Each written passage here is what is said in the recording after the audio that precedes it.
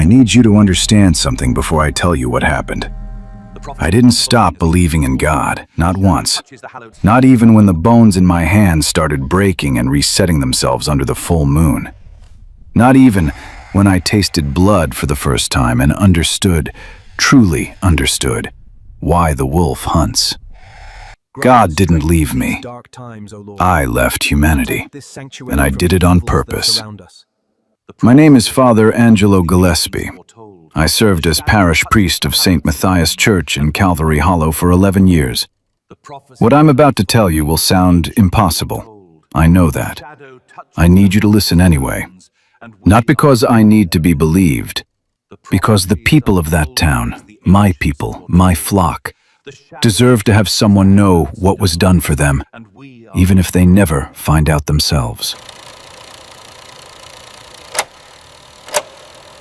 This recording was found in the basement of St. Matthias Church in the autumn of 2019. The church had been abandoned for 6 months. Dust covered the pews.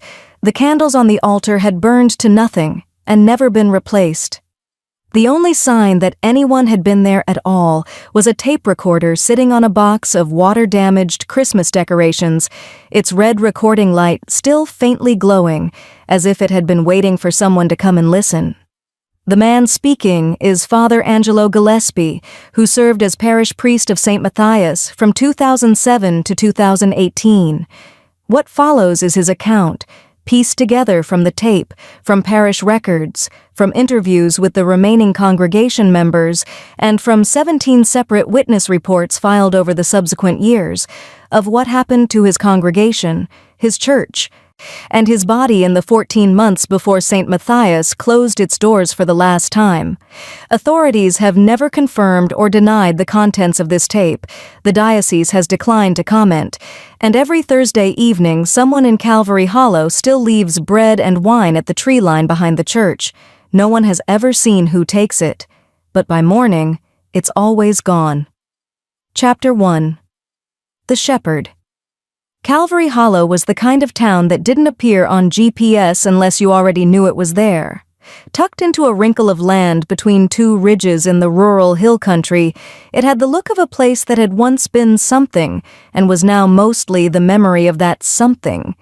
The main street, and there was only one, ran for 6 blocks before giving up entirely and dissolving into a gravel road that wound into the woods. A hardware store, a diner that served breakfast until 2 in the afternoon because nobody came for lunch, a post office, a gas station with 2 pumps, one of which hadn't worked since the previous decade. And at the far end of the street, sitting on a slight rise like a grandmother watching her family from a porch chair, St. Matthias Church. The church was stone. Not the elegant cut stone of city cathedrals, the rough, stubborn field stone of a building that had been constructed by people who cared more about permanence than beauty.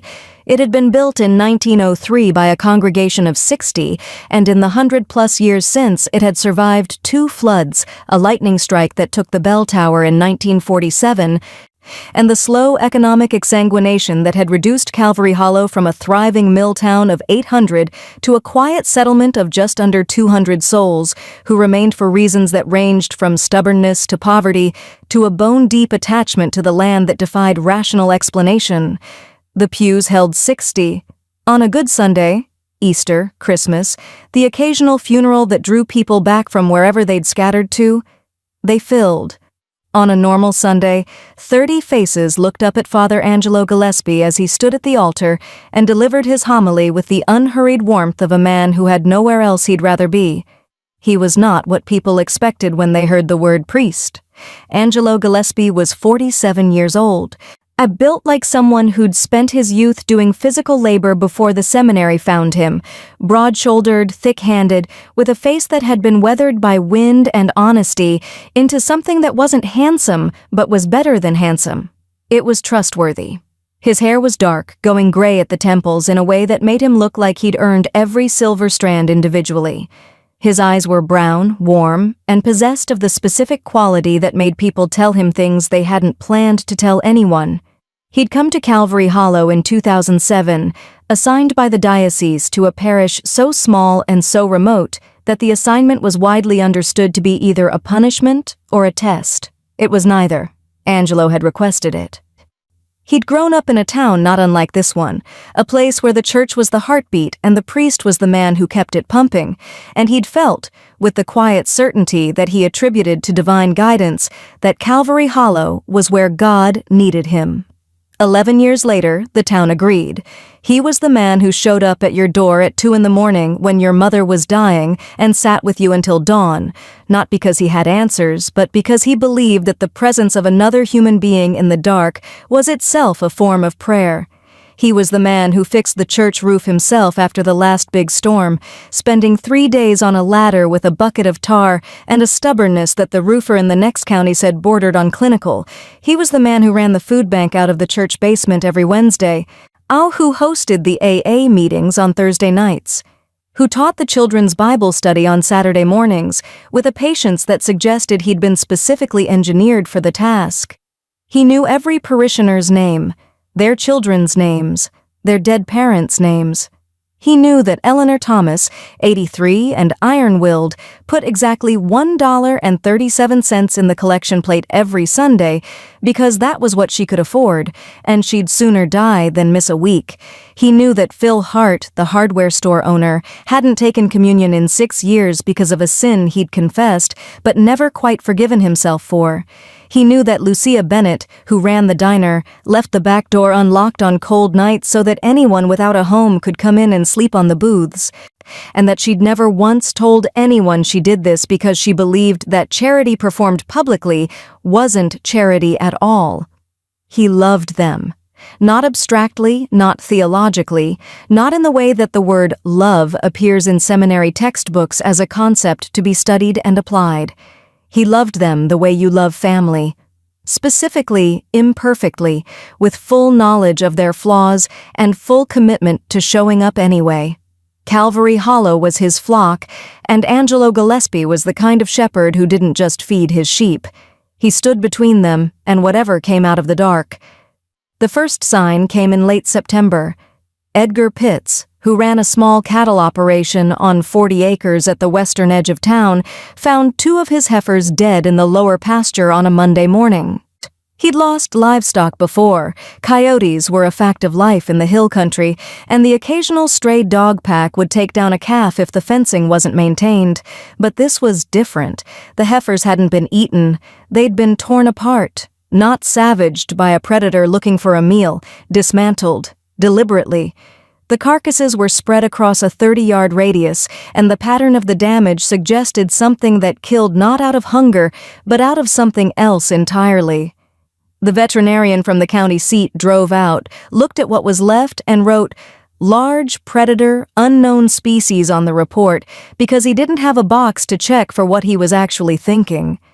Edgar brought it up at the Thursday night AA meeting, not because he had a drinking problem, but because the AA meeting had long since become the town's unofficial forum for things that needed discussing.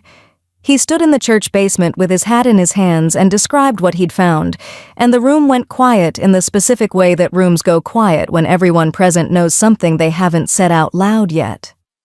"It wasn't coyotes," Edgar said, "and it wasn't dogs. I've been ranching 30 years. I know what a predator kill looks like. This wasn't that. This was... I don't know what this was." Angelo listened from the back of the room. He didn't speak.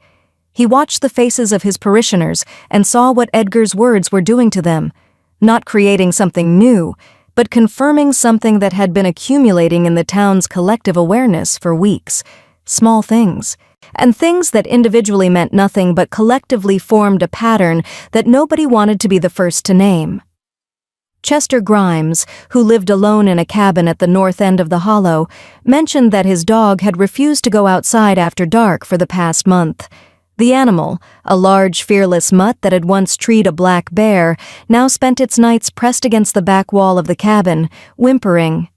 Hazel Melton said she'd seen something in the tree line behind her property. She'd been hanging laundry at dusk, later than she usually did, but the day had been warm and she'd wanted to take advantage of the last light, and she'd looked up and seen eyes. Not the green reflective flash of a deer caught in ambient light. These eyes were higher off the ground than any deer, and they were gold. "They were watching me," Hazel said, "not the way an animal watches, the way a person watches, like they were thinking about what they were seeing." The room was very quiet. Angelo walked home to the rectory that night, a small, drafty house attached to the back of the church that he'd made comfortable through sheer force of habitation rather than any actual renovation, and stood at his kitchen window looking out at the tree line that bordered the church property. The trees were black against a sky full of stars.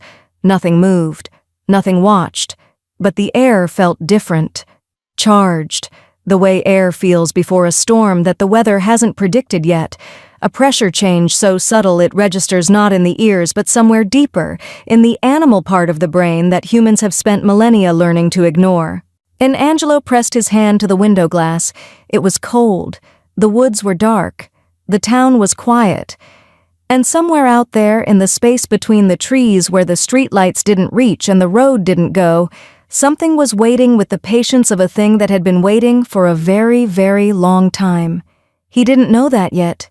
He wouldn't know it for months. But standing at that window, with his palm flat against the glass and his breath fogging the view, Father Angelo Gillespie felt something he'd never felt in 11 years of serving this parish. He felt like prey.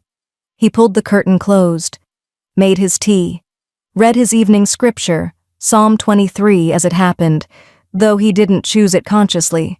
"The Lord is my shepherd, I shall not want. He maketh me to lie down in green pastures. He leadeth me beside the still waters." He closed the Bible, turned off the lamp, and in the dark of the rectory, in the quiet of Calvary Hollow, he whispered the prayer he said every night. "Lord, watch over this flock, and give me the strength to be the shepherd they need." He didn't know yet what that prayer would cost him. He would. Chapter 2. The Encroachment. October came to Calvary Hollow the way trouble comes to small towns, one bad day at a time. Edgar Pitts lost 4 more head of cattle in the second week. Then the Sullivan farm, 3 miles south, reported sheep missing. Not killed, just gone, as if they'd walked into the tree line and the trees had swallowed them. Derek Sullivan drove out to the pasture at dawn and found the fence pulled apart. Not broken by an animal pushing through it, pulled apart. The wire had been unwound from the posts with a precision that suggested fingers rather than teeth. He reported it to the sheriff's office in the county seat 22 miles away. A deputy drove out, looked at the fence, took photographs, and wrote up a report that attributed the damage to vandalism, likely juveniles. Derek stood in his pasture and watched the deputy drive away and said nothing because there was nothing to say. The county didn't understand Calvary Hollow. It never had.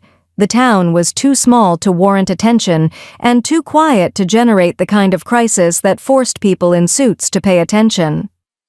Angelo visited Derek that afternoon, found him sitting on his porch with a rifle across his knees and a look on his face that the priest recognized, not from scripture or seminary, but from 11 years of sitting with people in crisis.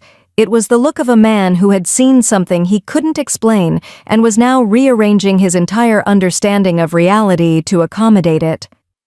"I heard them last night," Derek said, not looking at Angelo, looking at the tree line. "Not howling."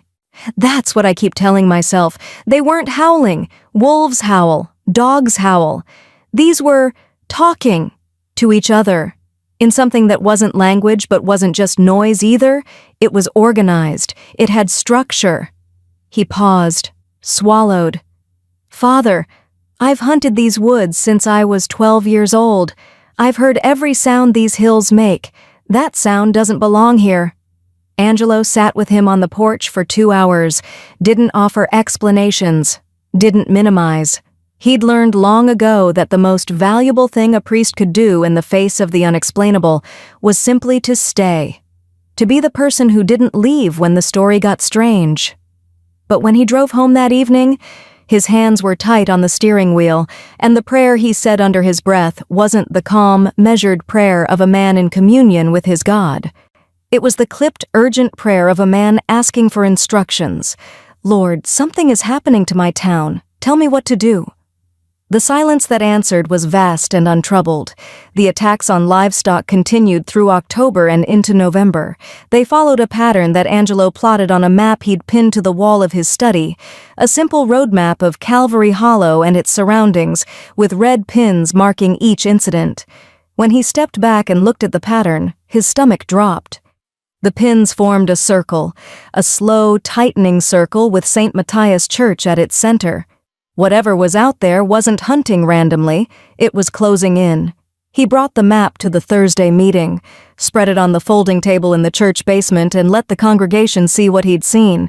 So the room went quiet with the specific density of silence that happens when a group of people simultaneously arrive at a conclusion they've been individually resisting.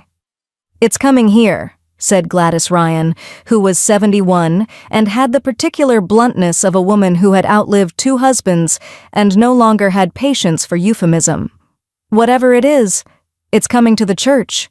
"We don't know that," Angelo said, though he did know it.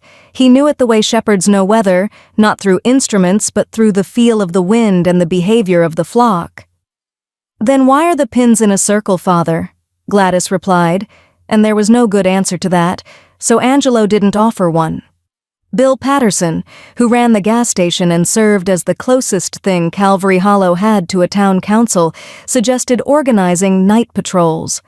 A few of the men agreed: Derek Sullivan, Edgar Pitts, Lewis Cox from the lumberyard. They'd take shifts driving the perimeter roads with rifles and spotlights, the way their fathers and grandfathers had done when coyote populations surged. They went out the first night. 4 trucks, 8 men. Enough firepower to handle anything the hill country had ever produced. They found nothing. No tracks, no scat, no sign of any animal large enough to tear apart a heifer or pull a fence to pieces. The woods were quiet, not the natural quiet of a forest at night, which is actually full of small sounds, but a dense, absolute quiet. The quiet of a room that has been emptied. The quiet of a place where everything that lived there has already left because something worse has moved in. Lewis Cox told Angelo afterward that it was the silence that undid him. "I've hunted my whole life, Father. Woods at night are supposed to be alive. These woods were holding their breath, like the whole forest was waiting for us to leave so something else could start." The patrols continued for a week. Found nothing. The men grew frustrated, then tired, then quietly unnerved in the way that people become unnerved not by what they see, but by the persistent, aggressive absence of explanation. They stopped patrolling. The attacks didn't. The first human attack happened on a Tuesday in late November. Bobby Klein lived with his wife, Jean Lawrence, and their 2 children in a farmhouse half a mile from the eastern edge of town. Bobby was 38, solidly built, a mechanic who kept half the vehicles in Calvary Hollow running through a combination of skill, stubbornness, and a parts inventory salvaged from 3 decades of junked cars stacked behind his shop. He was not a man who startled easily. He'd served in the military. He understood violence as a language, and he spoke it fluently enough to have made it home in one piece. He didn't hear them come. Jean told Angelo afterward, sitting in the church nave at 3 a.m, wrapped in a blanket, her children asleep on the pews behind her, that Bobby had gone onto the porch to investigate a sound. Not a dramatic sound, not a howl or a crash, just a scraping, metal on wood, like something was testing the screen door. He'd taken the flashlight, not the gun. He hadn't thought he'd need it. He'd opened the front door, stepped onto the porch. I swept the beam across the yard. The beam caught eyes, not 1 pair, not 2, 6, arranged in a semicircle at the edge of the porch light's reach, seated on their haunches the way dogs sit when they're being obedient, except that dogs don't grow that large and dogs' eyes don't carry the specific focused intelligence that Jean described seeing in the instant before they moved. They were on Bobby before the flashlight hit the ground. Jean heard the sounds from the kitchen. She grabbed the children, locked them in the bathroom, called 911, the county dispatcher, 22 miles away, promising a deputy in 30 to 45 minutes, and then did something that she would describe to Angelo with the flat, dissociated calm of someone recounting a dream. She went to the bedroom, loaded Bobby's hunting rifle, walked back to the front door, and fired 3 rounds into the yard. The sounds stopped. The eyes vanished. Bobby was on the porch, bleeding from his shoulder and his side and his left leg, conscious but silent. Not in shock, something else.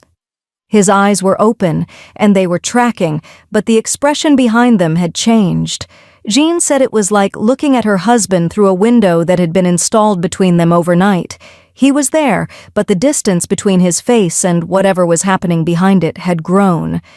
The deputy arrived 40 minutes later. Ambulance 20 minutes after that.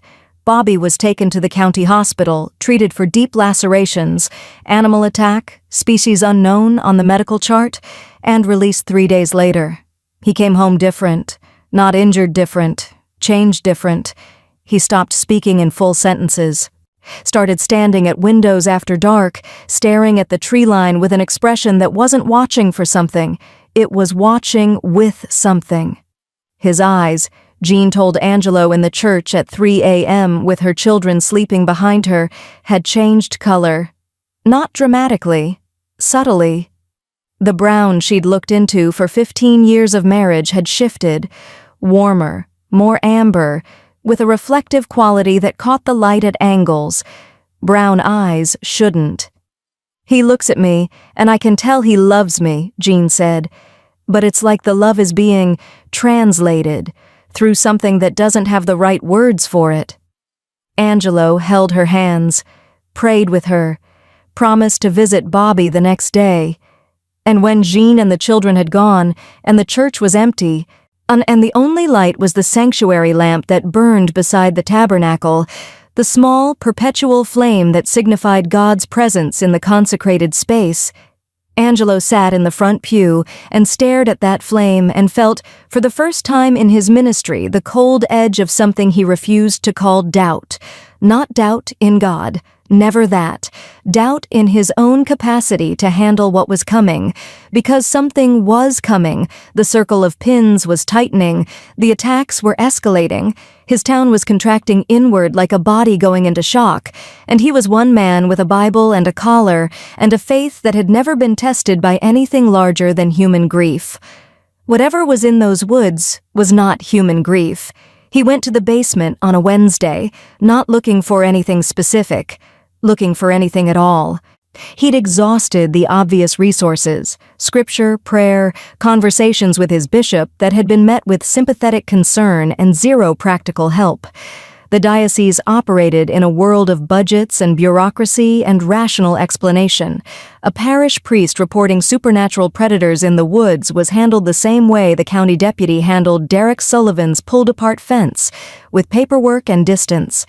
The church basement was a graveyard of institutional memory, boxes of Christmas decorations, stacks of water-damaged hymnals from 3 different eras of liturgical fashion, a filing cabinet that contained 40 years of parish financial records organized by a succession of volunteer secretaries with incompatible systems, folding chairs, a broken projector.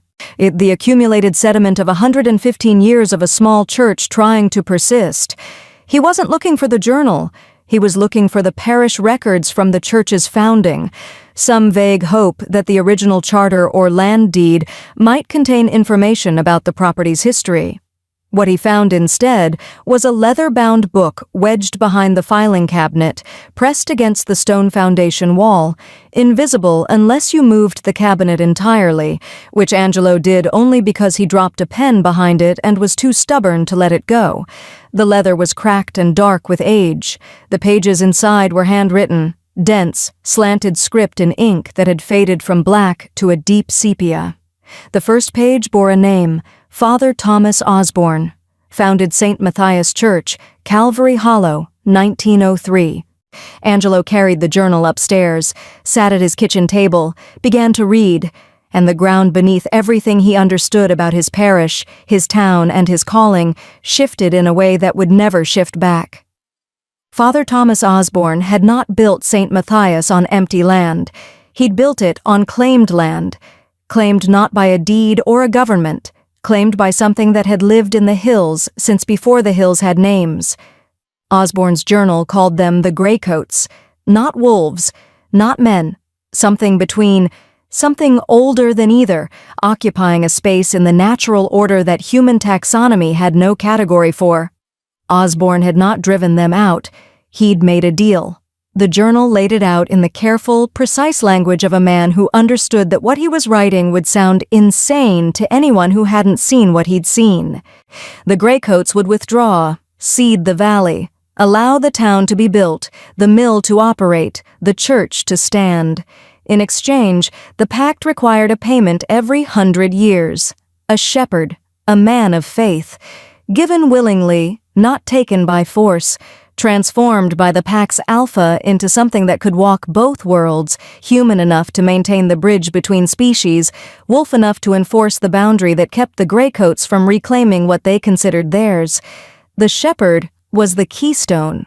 Without a human consciousness inside the pack, a moral center, a tether to empathy and reason, the Greycoats reverted to instinct, to predation, to the pure, efficient violence of apex predators operating without the moderating influence of a mind that understood mercy. The last shepherd had been given in 1918.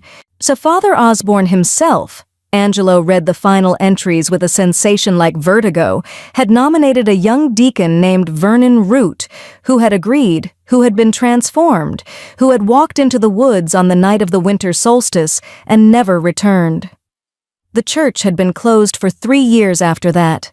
Reopened in 1921 under a new priest who, the journal strongly implied, had been told nothing. The 100-year clock had started ticking in 1918. It was now 2018. Angelo set the journal down, looked at the map on his wall with its circle of red pins closing around the church, looked at the sanctuary lamp burning in the next room, steady and small and unwavering. He understood now. Not everything, not yet, but enough. Enough to know that the animals in the woods weren't animals, that the attacks weren't random. That Bobby Klein's changing eyes and Chester Grimes's cowering dog and Hazel Melton's gold-eyed watcher in the tree line were all pieces of a single coherent picture that had been assembling itself for months. The Greycoats had come to collect. The pact was due. And Father Angelo Gillespie, sitting alone in his kitchen with a 100-year-old journal and a faith that suddenly felt less like a shield and more like a down payment on something enormous and irreversible, realized that the prayer he'd been saying every night, "Give me the strength to be the shepherd they need," had perhaps been answered all along, just not in the way he'd meant it. Chapter 3. The Visitation.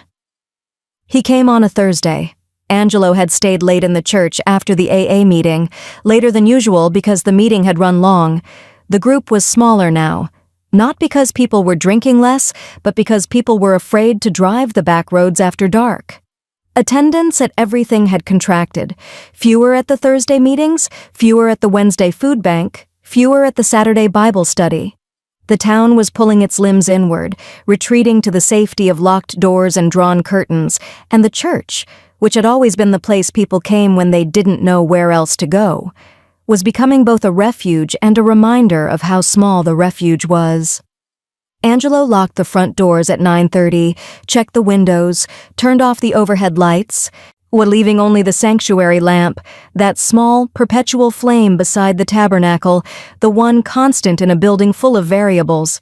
He sat in the front pew to say his evening prayers, as he did every night, and he was halfway through the Our Father when he realized he was not alone. He didn't hear anything. That was the part he would later struggle to explain. On the tape, his voice thinning with the memory of it. There was no door opening, no footstep, no rustle of clothing or creak of wood. The presence simply appeared in the back of the church the way a thought appears in the mind, not arriving, but suddenly there, as if it had always been there and you'd only just noticed. Angelo turned. A man was sitting in the last pew, or something shaped like a man. The sanctuary lamp threw just enough light to catch the outline. Tall, lean, seated with a stillness that human bodies don't achieve. People fidget, they shift. They breathe in visible rhythms. This figure was as motionless as the stone walls around it, and the air in its vicinity had changed. Angelo could feel it from 40 feet away, a compression, a density, as if the atmosphere around this figure had been packed tighter than the atmosphere everywhere else, the way the air feels before lightning finds its ground. "Father Gillespie," the figure said. The voice was calm, unhurried. It carried the particular timbre of someone who has never needed to raise their voice because everything in their vicinity has already decided to listen. There was no threat in it, no menace, just the steady, absolute authority of something that had been in charge for so long that authority had become indistinguishable from identity. And Angelo stood. His heart was beating hard. He could feel it in his throat, his wrists, the palms of his hands. But his voice, when it came, was steady. 11 years of standing at the altar and speaking to a God he couldn't see had given him practice at addressing presences he couldn't fully comprehend. "The church is closed for the evening. I'm not here for the service." The figure leaned forward. The lamplight caught features, a face that was ageless in the way that certain faces are ageless, not young, not old, defined by planes and angles rather than the soft accumulations of time, eyes that reflected the sanctuary lamp's flame with a gold so deep it looked liquid, dark hair, skin that seemed to absorb light rather than reflect it. He was dressed simply, dark clothing, no adornment, and he sat in the pew with a posture that suggested he was not unfamiliar with churches. "I know why you're here," Angelo said. "Then you've read the journal." "I've read it." "And you understand the terms." Angelo moved down the center aisle, not toward the figure, toward the midpoint, the place where the priest typically stood to deliver the homily during less formal services, the place where he felt most like himself. He stopped there, faced the figure in the back pew with the altar behind him and the crucifix above it, and he understood, with a clarity that felt almost architectural, that this was the position he'd been placed in, between God and the wolf, exactly where a shepherd stands. "I understand what Father Osborne wrote," Angelo said. "I understand that he made a deal. And I understand that a young man named Vernon Root walked into those woods 100 years ago and didn't come back." He paused. "What I don't understand is why you think I'd participate in continuing it." The figure, the alpha, Angelo had already accepted the term in his mind, because the journal had used it and because there was no other word for what this thing was, tilted his head. A small motion. Canine. The first gesture that broke the human illusion and reminded Angelo that what he was looking at was not a man sitting in a pew, but something else entirely, wearing a man's shape the way Angelo wore his vestments, as a uniform appropriate for the setting. "You would participate," the alpha said, "because you've already calculated the alternative." "I've calculated nothing. I've prayed." "And what did your God tell you?" The question was not mocking. That was what unsettled Angelo most. There was genuine curiosity in it, the curiosity of something ancient encountering a belief system it had observed for centuries without fully understanding. The alpha asked about God the way a scholar asks about a foreign custom, with respect for its importance, if not for its content. "God hasn't told me anything," Angelo said. "Yet." "He won't." The alpha stood. The motion was fluid, no effort, no transition between sitting and standing, just a change in state, the way water changes from still to flowing. He was taller than Angelo had expected, taller than any man in Calvary Hollow, taller, perhaps, than any man Angelo had ever met, though it was difficult to tell whether the height was physical or simply the result of a presence that seemed to occupy more space than the body accounting for it. "I don't say that to shake your faith, Father. I say it because I've watched 100 shepherds pray for a different answer. They never receive one. Your God, in my experience, does not intervene in agreements made between his children and the things that live in his wilder creation. He allows the terms to stand. He allows the choice to be made. And he allows the shepherd to walk into the woods. You speak as if you know God. I know silence. Your God and silence have much in common. The Alpha moved down the aisle. Slowly. Each step deliberate, measured, the stride of something accustomed to covering vast distances with minimum waste. He stopped 10 feet from Angelo, close enough for the priest to see the details, the texture of the skin, which was not quite right, too smooth, as if it had been resurfaced more times than human skin is designed to accommodate. The eyes, which were not reflecting the lamplight after all. They were generating their own, a low, steady golden luminescence that had nothing to do with the flame beside the tabernacle. The pact is simple, the Alpha said. One shepherd, willingly given, transformed by my hand into something that walks between your world and mine. The shepherd maintains the bridge, the human consciousness within the pack that prevents us from becoming what we were before the first shepherd was given. Without that bridge, we are instinct, we are hunger. We are the thing that lives in the dark because the dark is the only territory that will have us. He paused, and for the first time, something moved behind the gold eyes that Angelo recognized. Not cruelty, not calculation, weariness. I did not choose to be this, Father, no more than you chose to love these people. We are both products of a design we didn't author, serving functions we didn't request. The difference between us is that you have a God to attribute your purpose to. I have only the pact. Angelo felt something shift in his chest. Not sympathy. He couldn't afford sympathy for the thing threatening his flock. But recognition. The recognition of one servant speaking to another across an unbridgeable divide, each bound to a duty they hadn't asked for and couldn't put down. He pushed it aside. I will not give you a man, Angelo said. I will not participate in a pact that was made without the consent of the people it affects. I will not offer a human being to be consumed by whatever process you're describing. I will pray. I will trust in God's protection. And I will stand between you and my congregation for as long as I am standing. The Alpha regarded him.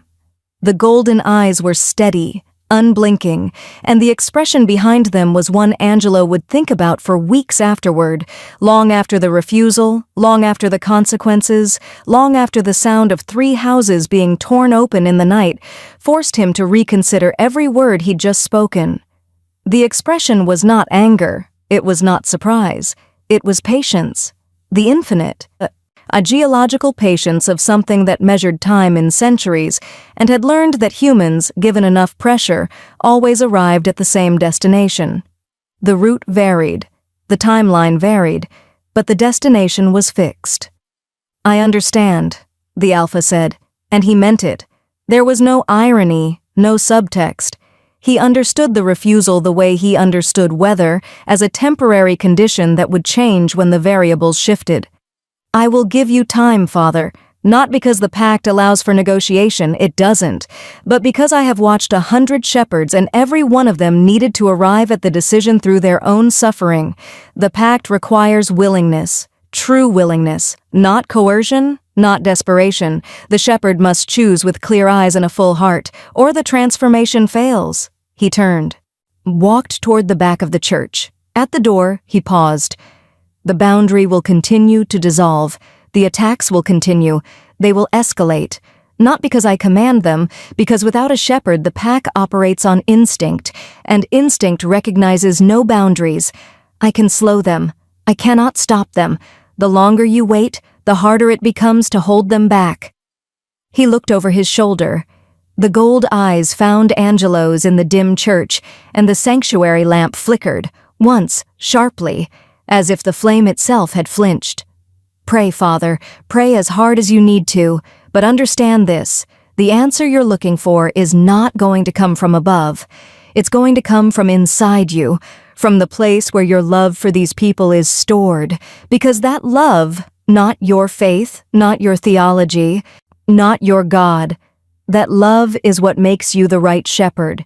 It's what has always made the right shepherd. He left. The door didn't open. He simply wasn't there anymore.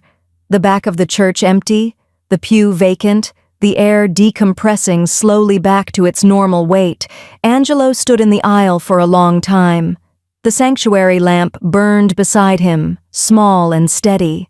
The crucifix hung above the altar, Christ's wooden face tilted downward in the permanent posture of a God who sees everything and explains nothing.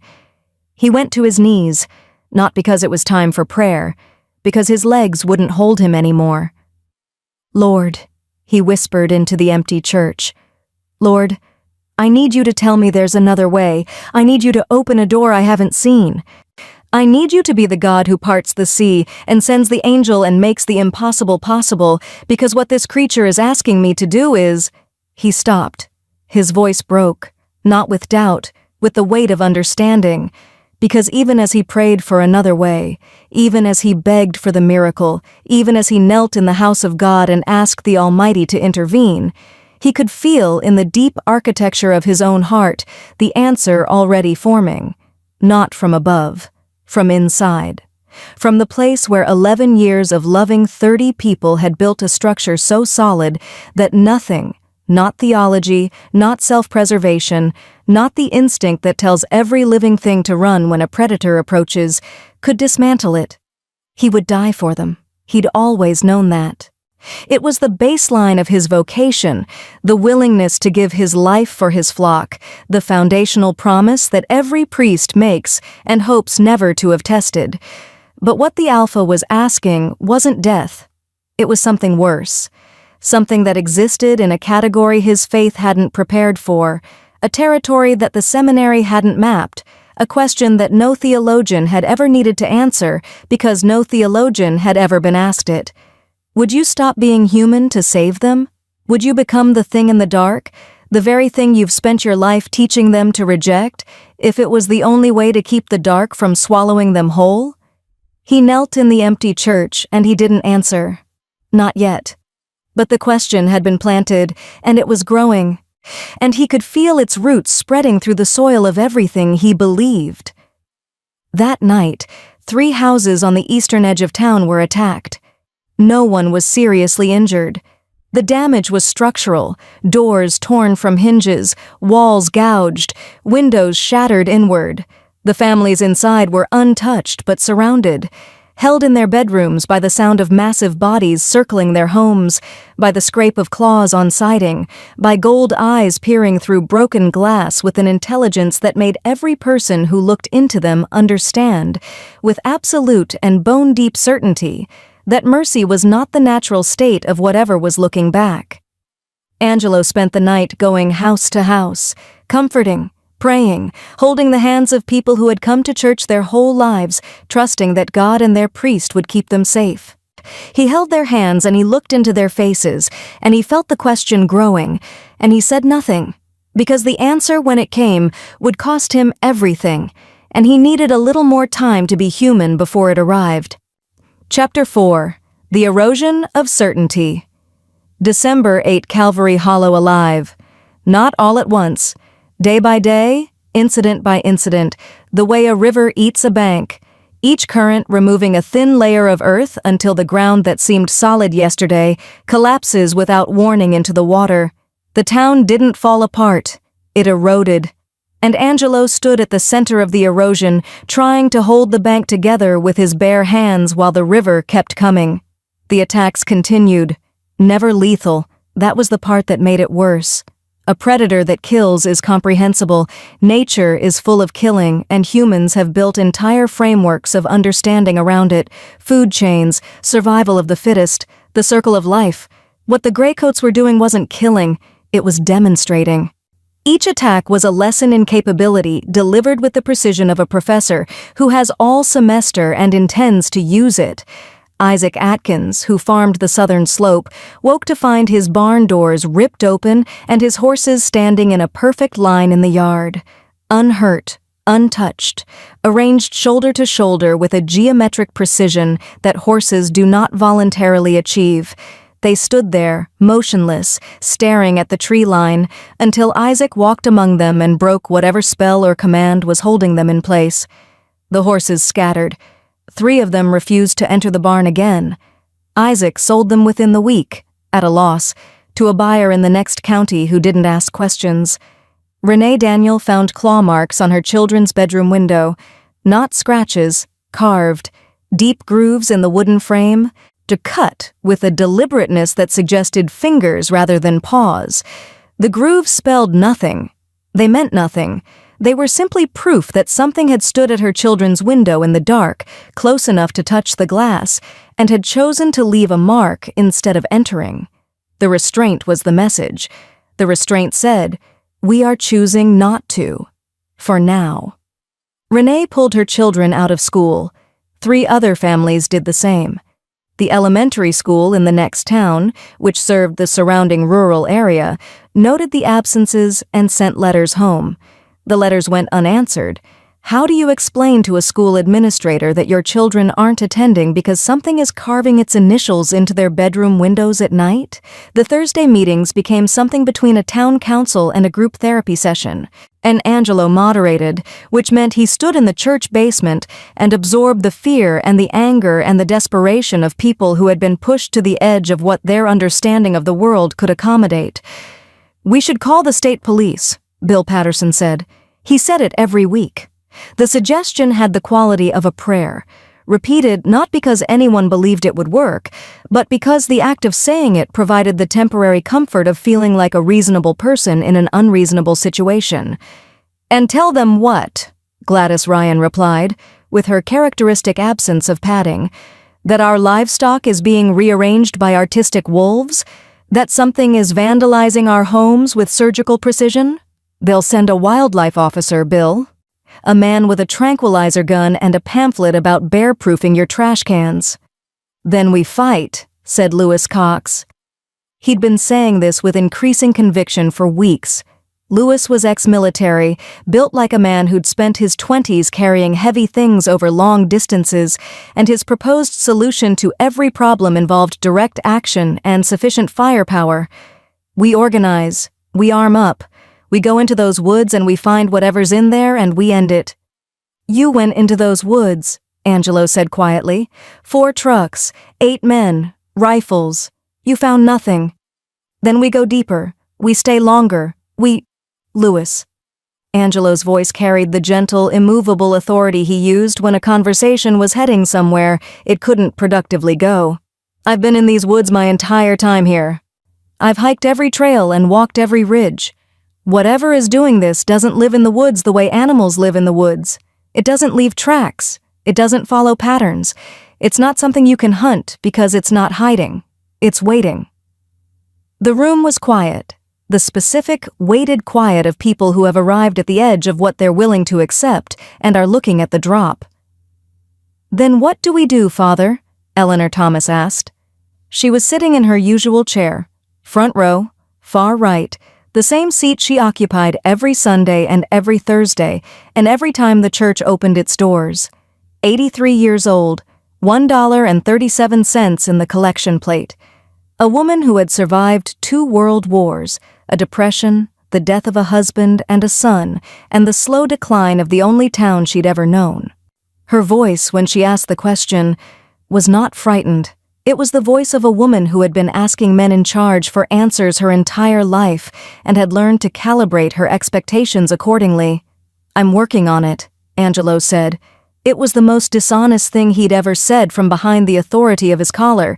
He wasn't working on anything. He was drowning. He was reading Father Osborne's journal every night and finding more detail, more history, more evidence that the pact was real, and the consequences of ignoring it were exactly what the Alpha had described. He was praying with a ferocity that left him exhausted, his knees bruised from the stone floor of the church, his voice hoarse from the hours of whispered supplication that he poured into the silence above the altar. God listened. Angelo was certain of that.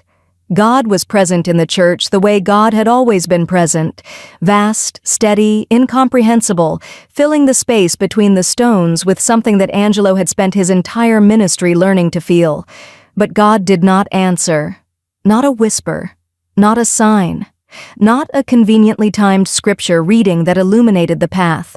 The divine silence was absolute, and its absoluteness was slowly, methodically dismantling Angelo's certainty, not his faith, never his faith, but his confidence that faith alone was sufficient to solve a problem that existed outside the categories his faith had been designed to address. He began to wonder, in the dark, in the small hours, in the space between the last prayer and the first light of dawn, whether God's silence was the answer. Whether the absence of intervention was itself the message, not "I will not help you," but "I have already helped you. I gave you this heart. I gave you this love. I gave you these people. What you do with those gifts is the prayer I've been waiting for." It was a terrifying thought, because it meant the decision was his. It had always been his, and God was not going to take it from him. Bobby Klein disappeared on a Wednesday. Jean had been monitoring him. Or trying to. Since the attack, Bobby had become progressively less present.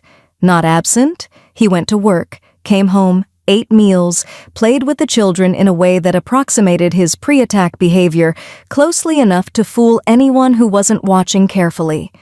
But Jean was watching carefully. She was watching the way his eyes tracked movement that wasn't there. The way he stood at the windows after dark, not looking out but listening, his head tilted at an angle that humans don't use but animals do, the angle that catches sound from maximum directions. The way his body had changed, not visibly, not in a way she could point to and say there, that's different, but in the way it occupied space. He moved more quietly, took up less room, flowed around furniture and through doorways with a fluidity that his mechanic's body had never possessed. She told Angelo about it during her visits to the church, which had become weekly, then bi-weekly, then nearly daily. She sat in the same pew each time, third row, left side, and spoke in the controlled, precise voice of a woman who was managing her own disintegration with the organizational skills she typically reserved for household logistics. "He's leaving at night," she told Angelo on the Tuesday before Bobby disappeared. "I pretend to be asleep and I watch him. He gets out of bed around 2 a.m, doesn't dress, just walks out the back door barefoot in his underwear in December. He walks to the tree line and he stands there, sometimes for an hour, just standing, looking into the woods, and sometimes I hear something answer him. Not words, not a howl, something lower, something that goes through the ground more than the air, and he, 'Father,' he responds, the same sound, from his chest, like a vibration." She paused, pressed her hands flat on the pew in front of her, steadying herself against a reality that was doing its best to knock her sideways. "He's not my husband anymore. He's something wearing my husband's shape. And whatever is in those woods is calling him home." Angelo held her hands, prayed with her, promised, again, uselessly with the hollow conviction of a man making promises he couldn't keep, that he would find a way to help. Bobby left the next night. Jean woke at 2 and he was gone.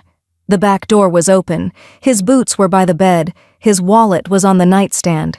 His wedding ring was on the kitchen counter, placed with a precision that suggested not carelessness but intention, a deliberate setting down of something that belonged to a life he was leaving.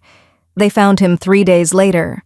Hikers from the county, outsiders who didn't know the unspoken rule about staying out of the deep woods, reported seeing a man walking naked among the trees, roughly 2 miles north of town. When the sheriff's deputy arrived, Bobby was sitting on a fallen log, calm, clear-eyed, and entirely unable to explain how he'd gotten there.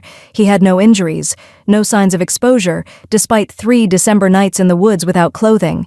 His eyes, Jean confirmed when he was brought home, were no longer the almost amber they'd shifted to after the attack. They were gold. Pure, deep, liquid gold. The same gold that Hazel Melton had seen watching her from the tree line. The same gold that had peered through Renee Daniels' children's window. Bobby came home, resumed his life, went back to work, but something had been completed in those 3 days in the woods, some process that the attack had started and the forest had finished. He was Bobby, and he was not Bobby. And the town absorbed this contradiction the way small towns absorb all contradictions, by not talking about it. Angelo talked about it, To himself in the rectory, pacing his small kitchen at midnight with Father Osborne's journal open on the table. Without a shepherd, the pack operates on instinct. The shepherd is the human consciousness that keeps them tethered to something beyond pure predation. Bobby Klein was not the shepherd. Bobby had been taken, not given. The pact required willingness, but Bobby was proof of what the pack could do without a shepherd's moderating influence. They could take, they could transform, they could reach into a man's house, into his body, into the architecture of his identity, and rebuild him from the inside. The Alpha had said the boundary was dissolving. Bobby Klein was the proof. And if one man could be taken involuntarily, changed against his will, pulled into the woods by a call he couldn't resist, what would happen when the boundary dissolved completely? When the pack's instinct was no longer tempered by the fading influence of a shepherd given 100 years ago? Angelo knew the answer. He'd read it in Osborne's journal. The entries from before the first shepherd was given. The entries describing what the Greycoats had been before a human consciousness had been introduced to the pack were the most disturbing pages Angelo had ever read. Not because of the violence described, because of the absence of anything but violence, pure predation, an intelligence without empathy, operating with the efficiency and amorality of a natural disaster. He closed the journal, looked at the map with its circle of red pins, and looked at the crucifix on his kitchen wall, a small wooden one, the same one he'd hung in every rectory he'd ever occupied, the face of Christ looking down with the eternal expression of a God who understood suffering because he'd chosen it. Chosen it. Angelo pressed his palms to his eyes. The thought was there now, the one he'd been trying not to think, the one that had been growing since the Alpha sat in the back pew and spoke about love as if it were a navigational tool. Christ had chosen suffering, had walked toward it with clear eyes and a full heart, had allowed himself to be transformed from living man to crucified body to resurrected something else for the sake of the people he loved. The theology was different, the mechanism was different, the scale was incomprehensible by comparison, but the structure was the same. A shepherd, a flock, a predator that would consume them all, and a choice made willingly, made in love, made with the full understanding that what came after would bear no resemblance to what came before, to stand between the flock and the dark, and let the dark take him instead. Angelo dropped his hands, looked at the crucifix. "Is that what you're telling me?" he whispered. "Is that the answer? That the precedent isn't in the pact? It's in the cross?" The wooden Christ said nothing. The kitchen was silent. The town was silent. The woods beyond the town held their breath with the patient, predatory stillness of something that had already won and was simply waiting for the last player to realize it. Angelo stood in his kitchen at midnight and felt the last structural support of his resistance begin to give way. Not with a snap. With a slow, quiet yielding, the sound of a man's certainty that there must be another way finally bowing under the accumulated weight of evidence that there wasn't. He didn't decide that night, but the decision moved closer. He could feel it approaching the way the town felt the Greycoats approaching, not as a single event, but as a tide, inevitable, patient, rising. And like a tide, it would arrive whether he was ready for it or not. Chapter 5. The Decision. The wolves came to church on the second Sunday of January. Angelo was mid-homily. He'd chosen his text carefully that morning, Matthew 14, the story of Peter walking on water. He'd been talking about faith as an active choice, about the moment Peter stepped out of the boat onto the impossible surface of the storm-churned sea, about how faith isn't the absence of doubt, but the decision to step forward despite it. He was speaking from the heart, not reading notes, not following a script, just talking to the 30 people in the pews the way he'd talked to them for 11 years, directly, honestly, with the intimate urgency of a man who believed every word he said and needed them to believe it too. He was 3 sentences from the end of the homily when the doors opened, not burst, opened. The heavy oak doors of St. Matthias swung inward with the slow, deliberate motion of something that understood the dramatic vocabulary of entrances, Cold January air poured into the nave, carrying the mineral smell of frozen earth and something else, something wild, something that the human nose identifies before the conscious mind does, something that every mammal recognizes as the scent of an apex predator. The congregation turned. Angelo saw their faces, the way they changed, the way the color drained from them in a wave that moved from the back pews to the front, like a tide receding, leaving pale, exposed stone where water had been. The wolves entered the church, not running, not snarling, walking, single file down the center aisle with a poise that was more disturbing than any display of aggression could have been. There were 7 of them, each one enormous, the size of a large man on all fours, which meant standing they would have dwarfed anyone in the room. Their fur was dark, not black, not gray, but a deep shifting color that seemed to absorb the light from the stained glass windows and give nothing back.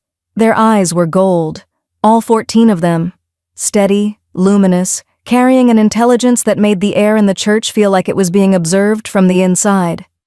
They walked down the aisle, past the frozen congregation, past Eleanor Thomas, who gripped the back of the pew in front of her with both hands and did not look away, past Gladys Ryan, who had stopped breathing, past Phil Hart, who had instinctively reached for the hip where he used to carry a sidearm 20 years ago and found nothing, past Lucia Bennett, who pressed her hand over her mouth and made a sound that wasn't a scream.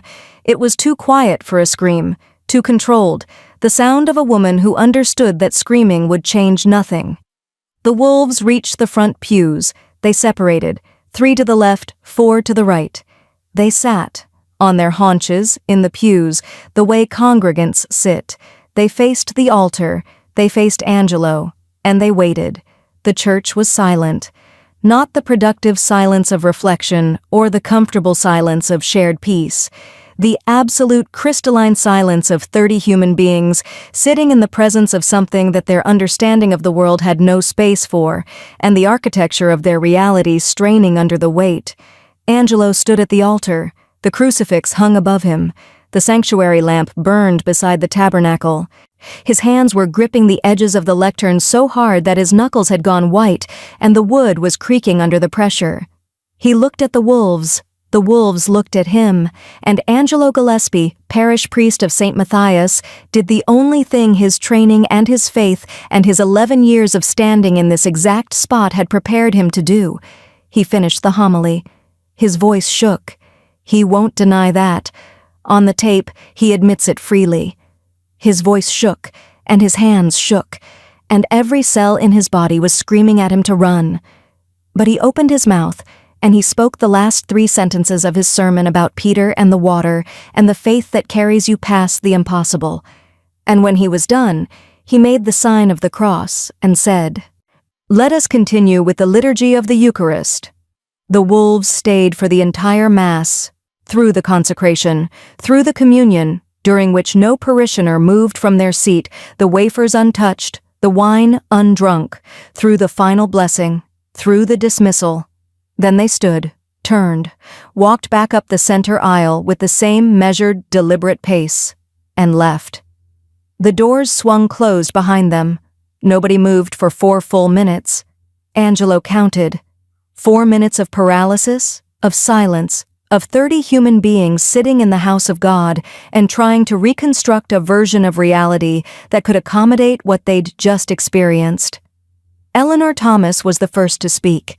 From her seat in the front row, right side, and in the voice of a woman who had survived everything the 20th century had thrown at her and was not about to let the 21st century finish the job.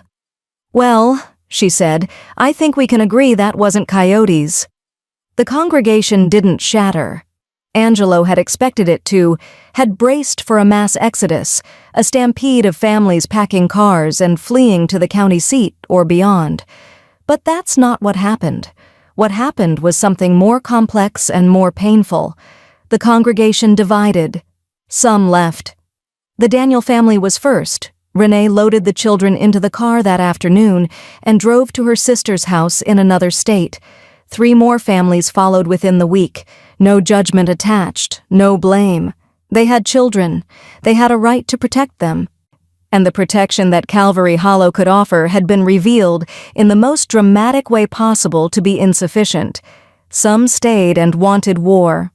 Lewis Cox organized a meeting at the diner, not the church, deliberately, and proposed an armed response. Go into the woods, find the den, end this. A dozen men attended. They talked until midnight, planning an operation that would have been appropriate for coyotes or bears or any threat that operated within the parameters of the natural world. Angelo was not invited. He heard about it from Lucia Bennett, who had served the men coffee and listened to their plans with the expression of someone watching children stack blocks without understanding that the foundation was wrong.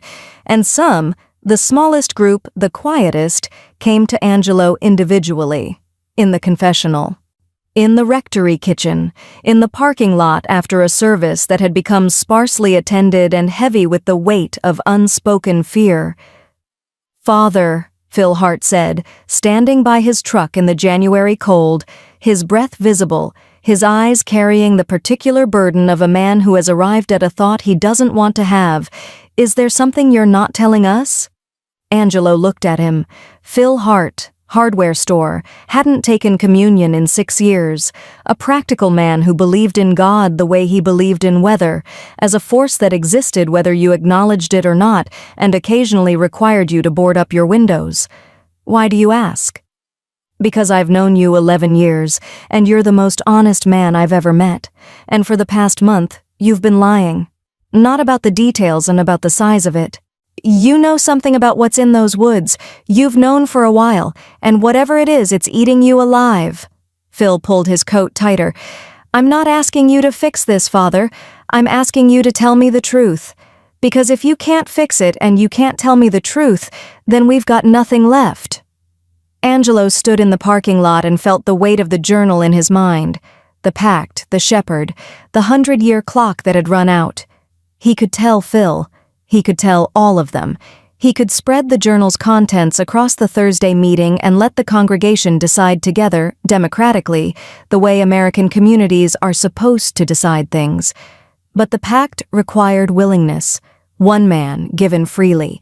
If Angelo told them, they would argue, they would debate, and eventually, inevitably, they would arrive at the same calculation Angelo had been circling for weeks, that one life was a reasonable price for the survival of the town, and they would start looking around the room for the person most expendable.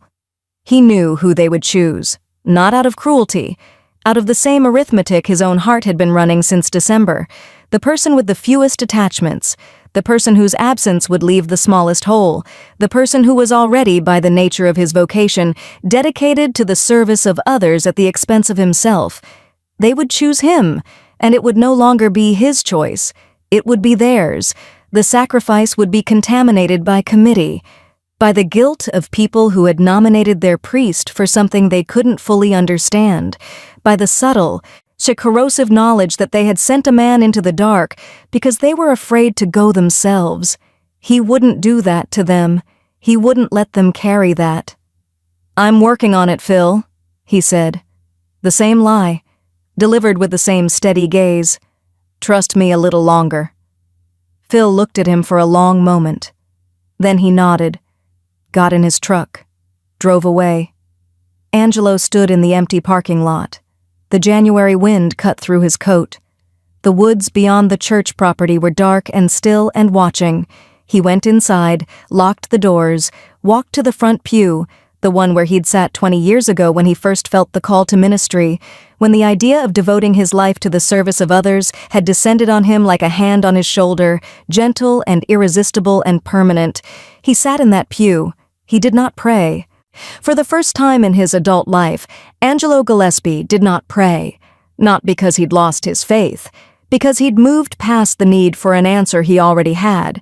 Prayer, for him, had always been a conversation, a reaching upward for guidance, for comfort, for the reassurance that someone larger than himself was watching and caring and steering. But the steering was done. The destination was visible. The only thing left was the walking. He sat in the silence of his church, and he thought about the 30 people who depended on him. Eleanor Thomas with her $1.37. Lucia Bennett with her unlocked back door. Gladys Ryan with her bluntness that was really a form of love. Phil Hart with his 6 years of uncommuned guilt. Jean Lawrence, and holding her changed husband's hand and pretending the gold in his eyes was a trick of the light. The children, the old, the stubborn and the poor and the good, decent, ordinary people who had built their lives around a church that sat on borrowed land and a priest who was about to pay the debt. He loved them, not abstractly, specifically, each one, with a love that had been accumulating for 11 years, compounding like interest, growing so large it had become structural, not a feeling but a fact, not an emotion but an architecture. His love for these people was the building he lived in. It was the ground under his feet. It was the air in his lungs. And it was, he understood now, the thing that made him the right shepherd. Not his faith, not his theology. Not his ordination or his collar or his ability to stand at an altar and say the words that turned bread into body. His love, specific, imperfect, accumulated over 11 years of showing up. The Alpha had told him that. He hadn't been ready to hear it then. He was ready now. He went to the woods at midnight. Alone. No flashlight. No Bible. Just his body, his collar, and the decision that had been building inside him since the Alpha sat in the back pew and spoke about love as if it were a compass. He didn't have to go far. The Alpha was waiting at the tree line, standing in human form, dressed in the same dark clothing, his golden eyes visible in the moonlight like two small fires burning in the shadow of the pines. "I have conditions," Angelo said.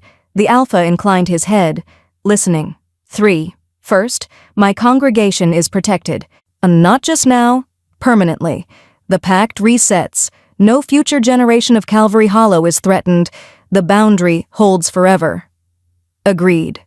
Second, I keep my mind, my consciousness, my human awareness. I will not become a feral thing. The shepherd role, as described in the journal, a human intelligence inside the pack. That is what I agree to. Nothing less. That is what the pact has always provided. The shepherd's awareness is the point. Without it, the role is meaningless. Third, Angelo paused. This one cost him more than the others. I'm allowed to say goodbye, not the truth. They can't know. But I need time to close this properly, to leave them something, to make sure the church survives my absence. The Alpha studied him, Alpha. The golden eyes moved across Angelo's face with the thoroughness of something that had been reading human expressions for centuries and had learned to see past the surface into the machinery beneath. How much time? 2 weeks? Something shifted in the Alpha's expression. Not surprise, recognition, the look of someone who has heard this request before, many times, and knows exactly what those 2 weeks will contain. You should know what those 2 weeks will hold, the Alpha said. The transformation does not wait for the final night. It begins the moment you agree. Your body will change, your senses, your thoughts. Piece by piece, night by night, you will lose what you are and gain what you will become. By the 14th night, the man you are now will be gone. The shepherd will remain. Angelo felt the words land in his body, not in his mind, where he could analyze and theologize and build frameworks of understanding around them, but in his chest, his gut, the animal core of him that understood exactly what was being described and was screaming at him to run. He didn't run. Will it hurt? The Alpha looked at him with eyes that had watched 100 men ask this question, 100 priests, 100 shepherds who had stood at this exact threshold and needed to hear the truth before they stepped across. Every second, the Alpha said. The wolf does not come gently. It comes by eating what was there before. Angelo closed his eyes, felt the January cold on his face, felt the collar around his neck, the small white band that signified everything he'd built his life upon. Felt the love in his chest, the structural, architectural, immovable love for 30 people who would never know what he was about to do for them. Then let it eat, he said. I'm not using it anymore. The Alpha extended his hand. It was, in the moonlight, almost human. Almost. Angelo took it. And in the woods behind St. Matthias Church, under a January sky full of cold stars, the clock began. 14 nights. Chapter 6. The 14 Nights, Part 1. From the tape. The first thing that changes is the hearing. Nobody tells you that. You expect the teeth, the claws, the fur, the Hollywood version, the monster movie transformation. But it doesn't start with the body. It starts with the world getting louder. And it never stops. Night 1. Angelo woke at 3 in the morning and heard Eleanor Thomas's heart beating. She lived 4 houses away. He knew this because he'd walked the route 1,000 times, from the rectory, left on Main, past the hardware store, past the empty lot where the barber shop used to be, to the small clapboard house with the iron mailbox and the rose bushes she'd maintained for 40 years. 4 houses, perhaps 300 yards. He lay in bed and listened to her heart. It was slow, steady. The rhythm of a woman in deep sleep, her 83-year-old body running the night shift with the reliable, unhurried pace of a machine that has been well maintained. He could hear the valves, the specific click rush of blood passing through chambers. The tiny hydraulic percussion that most people experience only through a stethoscope pressed directly to skin. He could hear it from 300 yards away, through walls and air, and the insulation of 4 separate buildings. He lay there for an hour, cataloging. Not by choice. His ears were doing it automatically, pulling signal from noise with a sensitivity that turned the sleeping town into an orchestra. Heartbeats, breathing patterns, the creak of bed springs as Derek Sullivan turned over in his sleep 1/2 mile south, the tick of the clock in Lucia Bennett's diner. A mouse in the church walls, he could hear its claws on the interior of the plaster. The tiny scratching travel of a creature so small, it existed entirely within the infrastructure of the building. He heard the woods. That was the part that made him press his pillow over his ears and whisper prayers into the cotton.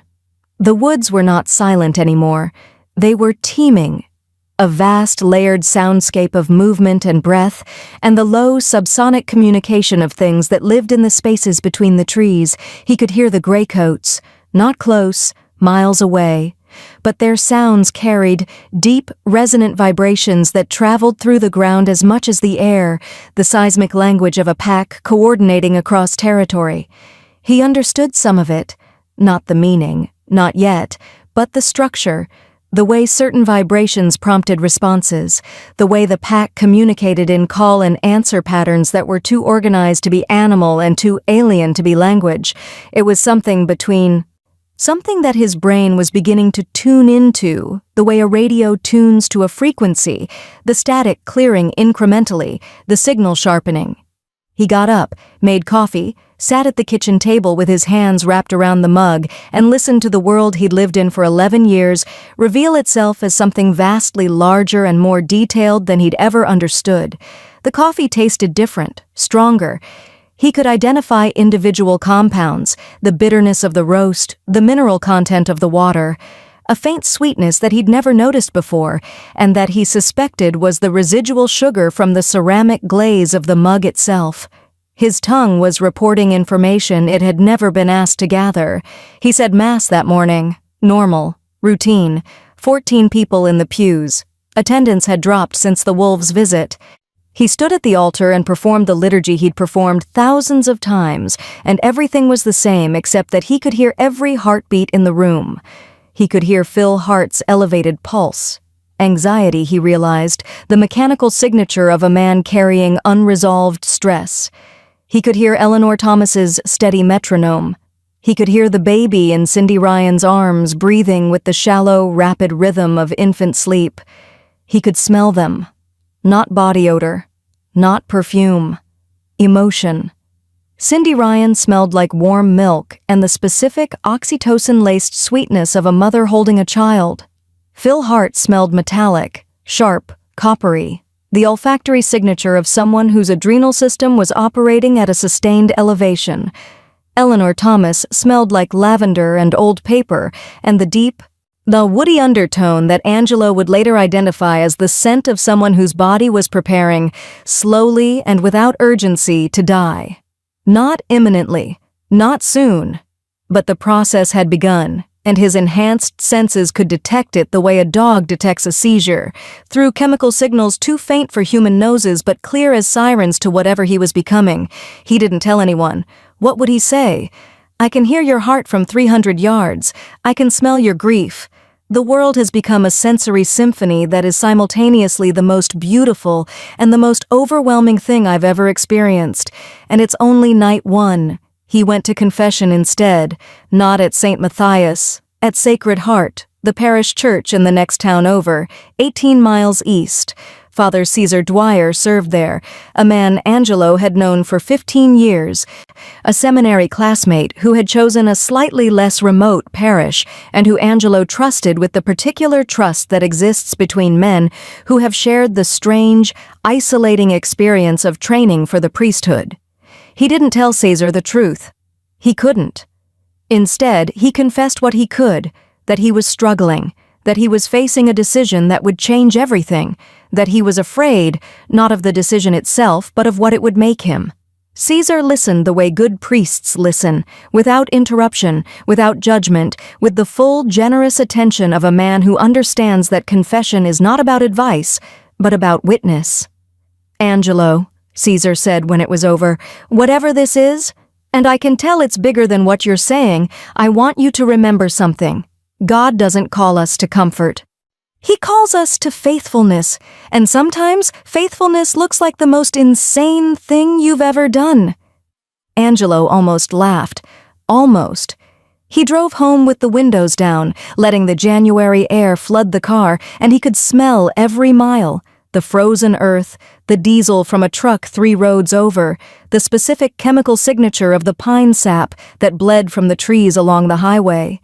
The world was opening up, getting larger, getting louder, and the man inside it was getting smaller, making room for whatever was growing in his place. Nights 2 and 3. The senses continued to sharpen. By the second night, he could hear conversations inside closed houses from the street. By the third, he could track individual animals moving through the woods by sound alone, mapping their positions, their speed, their species, the way a radar operator tracks aircraft on a screen. He learned to manage it, not control, manage, the way someone with chronic pain learns to function around the pain rather than waiting for it to stop.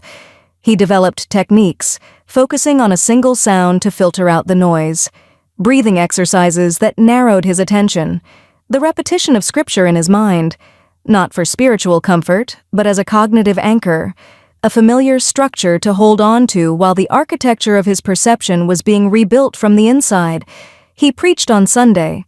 The homily was about the burning bush, Moses encountering God in a form that was simultaneously natural and impossible, a bush that burned but was not consumed.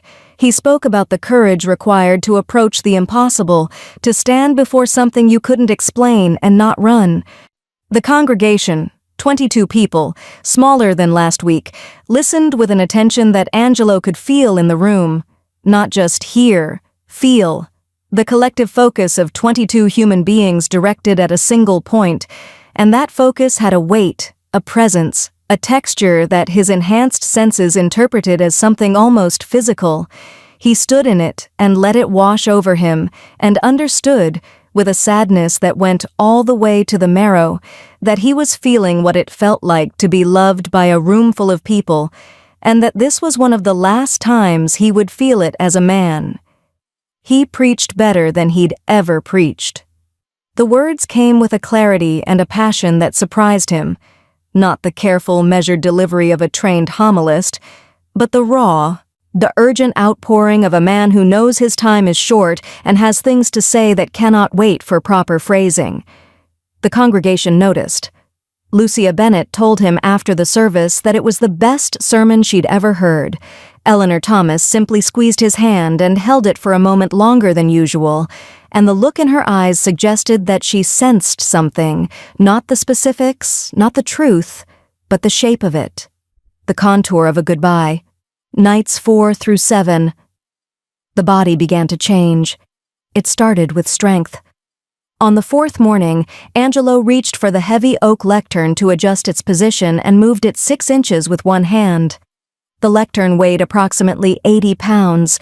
He'd always needed both hands and a certain amount of determination to shift it. Now it slid across the altar platform as if it were mounted on wheels. He dropped a glass in the rectory kitchen that evening. His hand shot out and caught it before it passed his waist. Not a conscious reaction, not a decision to catch it, but a reflex so fast that his mind received notification of the catch after the catch was already complete. The glass sat in his hand unbroken, and he stared at it for a full minute, trying to reconcile what his body had just done with what his body was supposed to be capable of. The pain came on night 5. He woke in the dark to a grinding in his forearms. Deep, structural, the sound and sensation of bone under renovation. Not breaking, restructuring.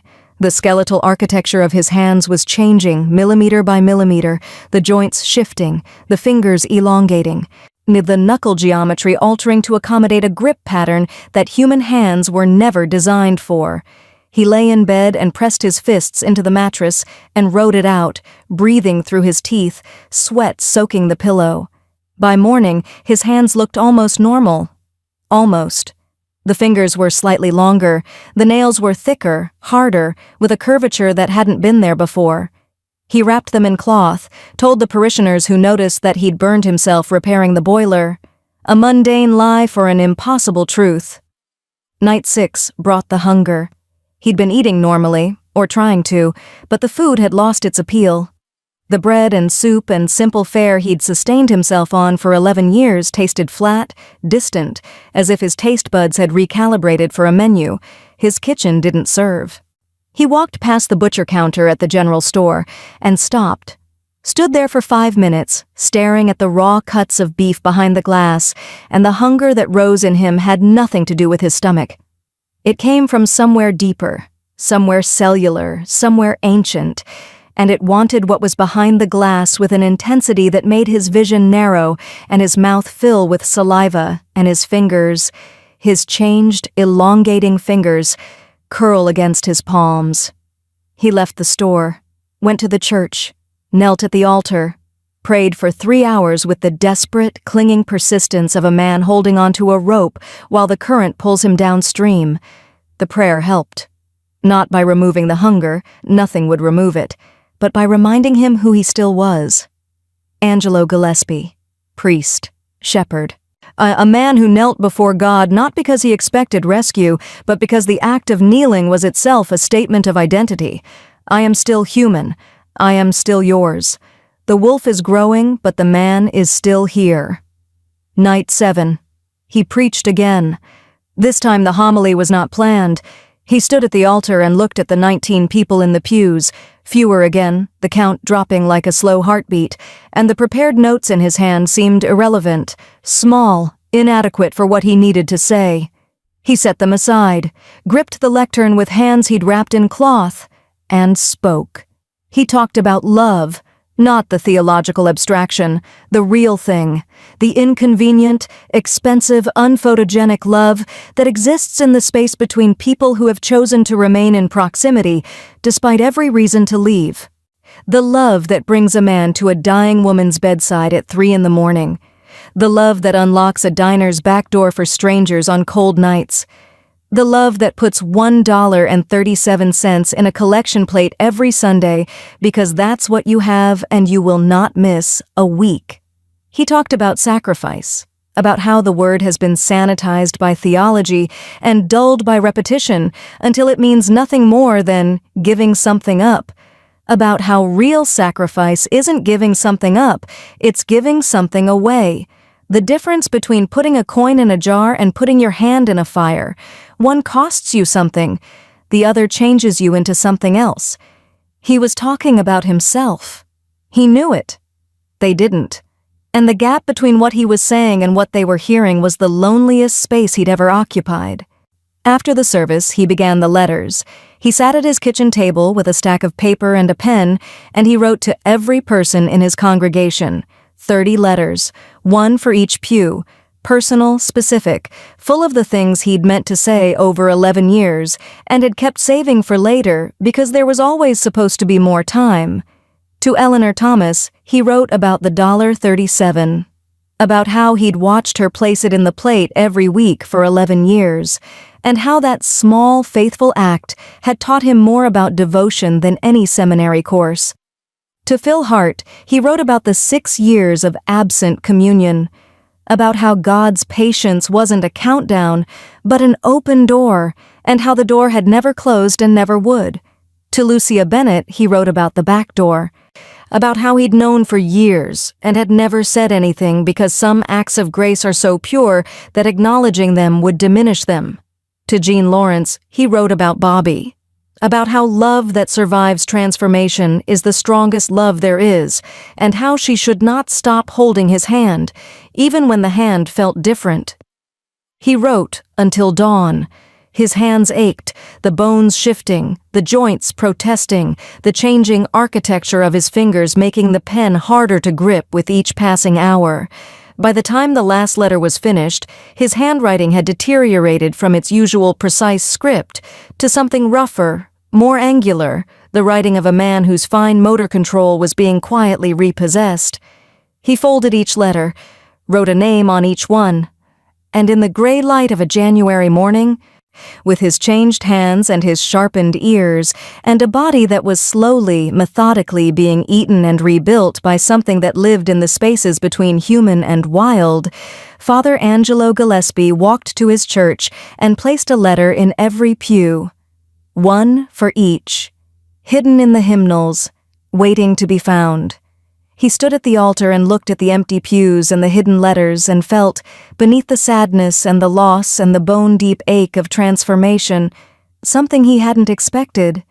Gratitude, not for the pact, not for the sacrifice, for the 11 years, for the 30 people, for the privilege, and it was a privilege. He understood that now, with a clarity that the wolf's reshaping of his mind had somehow sharpened rather than diminished, of having been their shepherd. He touched the altar. The wood was warm under his cloth-wrapped fingers. 7 nights down, 7 to go.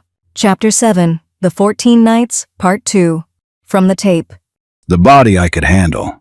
Pain is pain. You breathe through it, you ride it. You remind yourself why you're doing this and you hold on.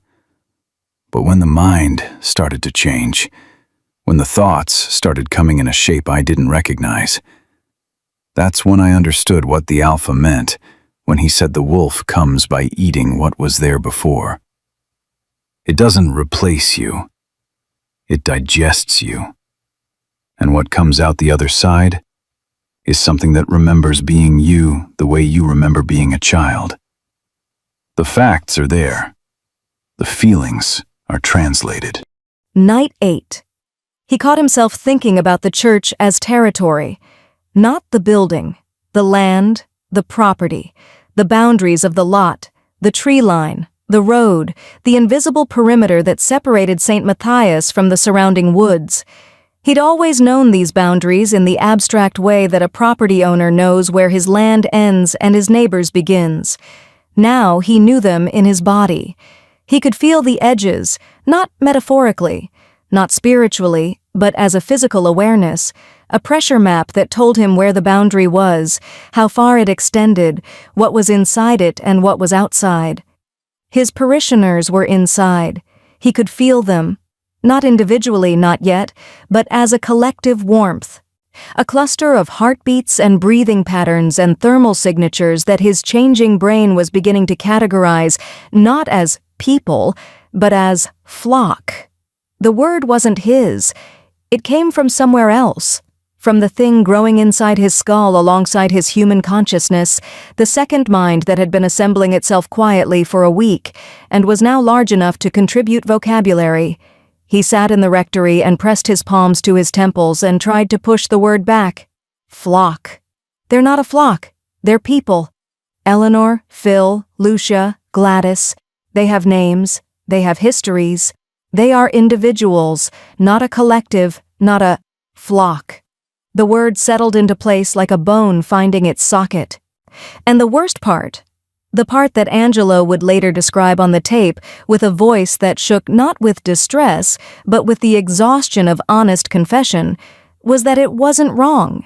It was accurate.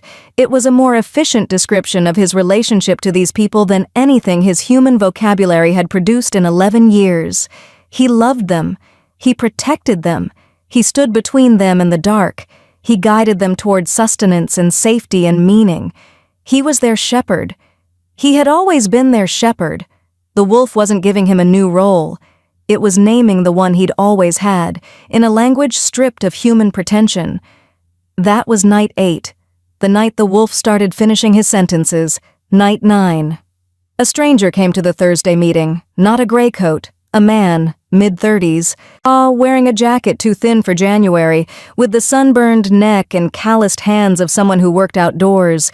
He said his name was Sam Haynes, and he'd driven in from 2 counties over because he'd heard about the animal problems and wondered if the town needed help. He said he'd worked with wildlife management. He said he had experience with large predator situations. Everything about him was plausible. His story made sense.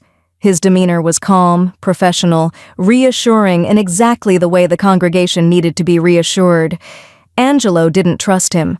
Not because of anything Sam Haynes said or did, because Angelo could smell him. And beneath the surface scent of soap and diesel, and the chemical signature of a man who'd been driving for hours, there was something else.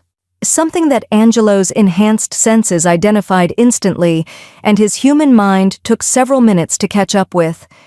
Sam Haynes wasn't afraid. Everyone in Calvary Hollow was afraid.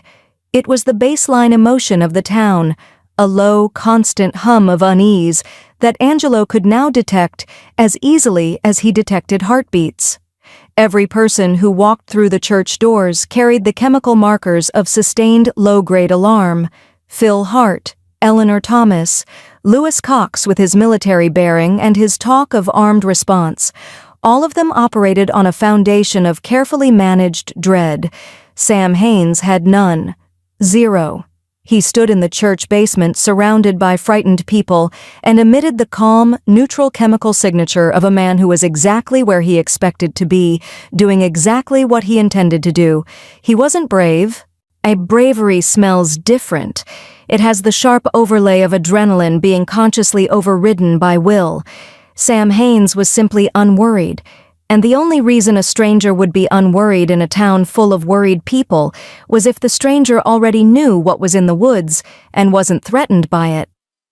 Angelo watched him through the meeting, listened to him offer practical advice, motion-activated lights, livestock enclosures, coordinated patrol schedules, watched the congregation respond to him with the desperate gratitude of people being offered a solution by someone who sounded competent, watched Sam Haynes work the room with the patient efficiency of a man performing a role he'd performed many times before. After the meeting, Angelo followed him to the parking lot. "You're from the pack," Angelo said. Sam Haynes stopped walking, or turned. His expression didn't change. It had never changed, Angelo realized. The face had been set to helpful stranger from the moment he walked in, and the muscles hadn't shifted once. A mask. A very good one. "I'm here to observe," Sam said. His voice was different now, the folksy warmth stripped away, replaced by something flatter and more precise. "The Alpha wants to know how the transition is progressing. Tell him it's progressing." "I can see that." Sam's eyes moved over Angelo, not the polite, unfocused sweep of social interaction, but the detailed, diagnostic scan of something evaluating the progress of a process it understood intimately. "Your hands are different. Your posture has changed. Lower center of gravity, weight distributed for mobility rather than stability. And you identified me by scent before I'd been in the room 5 minutes." A pause. "You're ahead of schedule. Is that a problem?" "It means the wolf is finding less resistance than expected. You're not fighting it." Angelo looked at the woods beyond the parking lot. The dark spaces between the pines that he could now see into, not with clarity, but with a new kind of vision that worked on heat and motion rather than light. He could see 3 small animals moving through the underbrush 40 yards in, a rabbit, 2 mice. Their body heat glowed against the cold dark of the forest like embers. "I'm not fighting it because I agreed to it," Angelo said. I made a choice. Fighting the consequences of your own choice is just regret with extra steps. Sam Haines regarded him with an expression that Angelo recognized, because he'd seen it on the Alpha's face. Recognition, the specific recognition of someone who has watched many shepherds walk this road and is seeing something in this one that the others didn't have. The Alpha was right about you, Sam said. You're not doing this out of duty, you're doing it out of love. That's why the wolf is integrating so cleanly. It recognizes the love. It's the same love. Protect, guard, patrol, different language, same architecture. He got in his truck, drove away. Angelo stood in the parking lot and listened to the engine until it was a whisper on the edge of the county, and then he went inside and locked the doors and stood in the dark church and felt the wolf inside him settle against his consciousness like a large dog curling up at the foot of a bed, not hostile, not invasive, present, patient, waiting for the man to finish what he needed to finish so the wolf could begin what it needed to begin. Nights 10 and 11. His memories began to reorganize, not disappear. The information was all still there, his mother's face, his seminary years, the morning he'd first felt the call to ministry, the 11 years of Calvary Hollow. But the emotional architecture around these memories was shifting. His mother's face, once a warm, immediate presence that he could summon at will and feel the full weight of the love attached to it, had become something more distant. Still loved. Still known, but catalogued differently, filed in a section of his mind that was becoming less frequently accessed as the wolf's priorities restructured his cognitive landscape. The wolf didn't care about his mother. The wolf cared about the territory, about the flock, about the boundary and the patrol route and the sensory data streaming in from an increasingly vast perceptual field. The wolf's mind was practical, present tense, oriented toward the immediate and the tangible.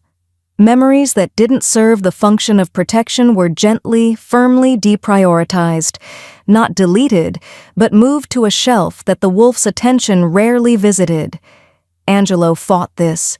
Not physically, you can't physically fight a thought, but with the desperate, stubborn persistence of a man holding a door closed against a wind that doesn't tire. He made himself remember, forced himself to sit with the memories, to relive them, to feel the emotions attached to them with the full weight of human sentimentality.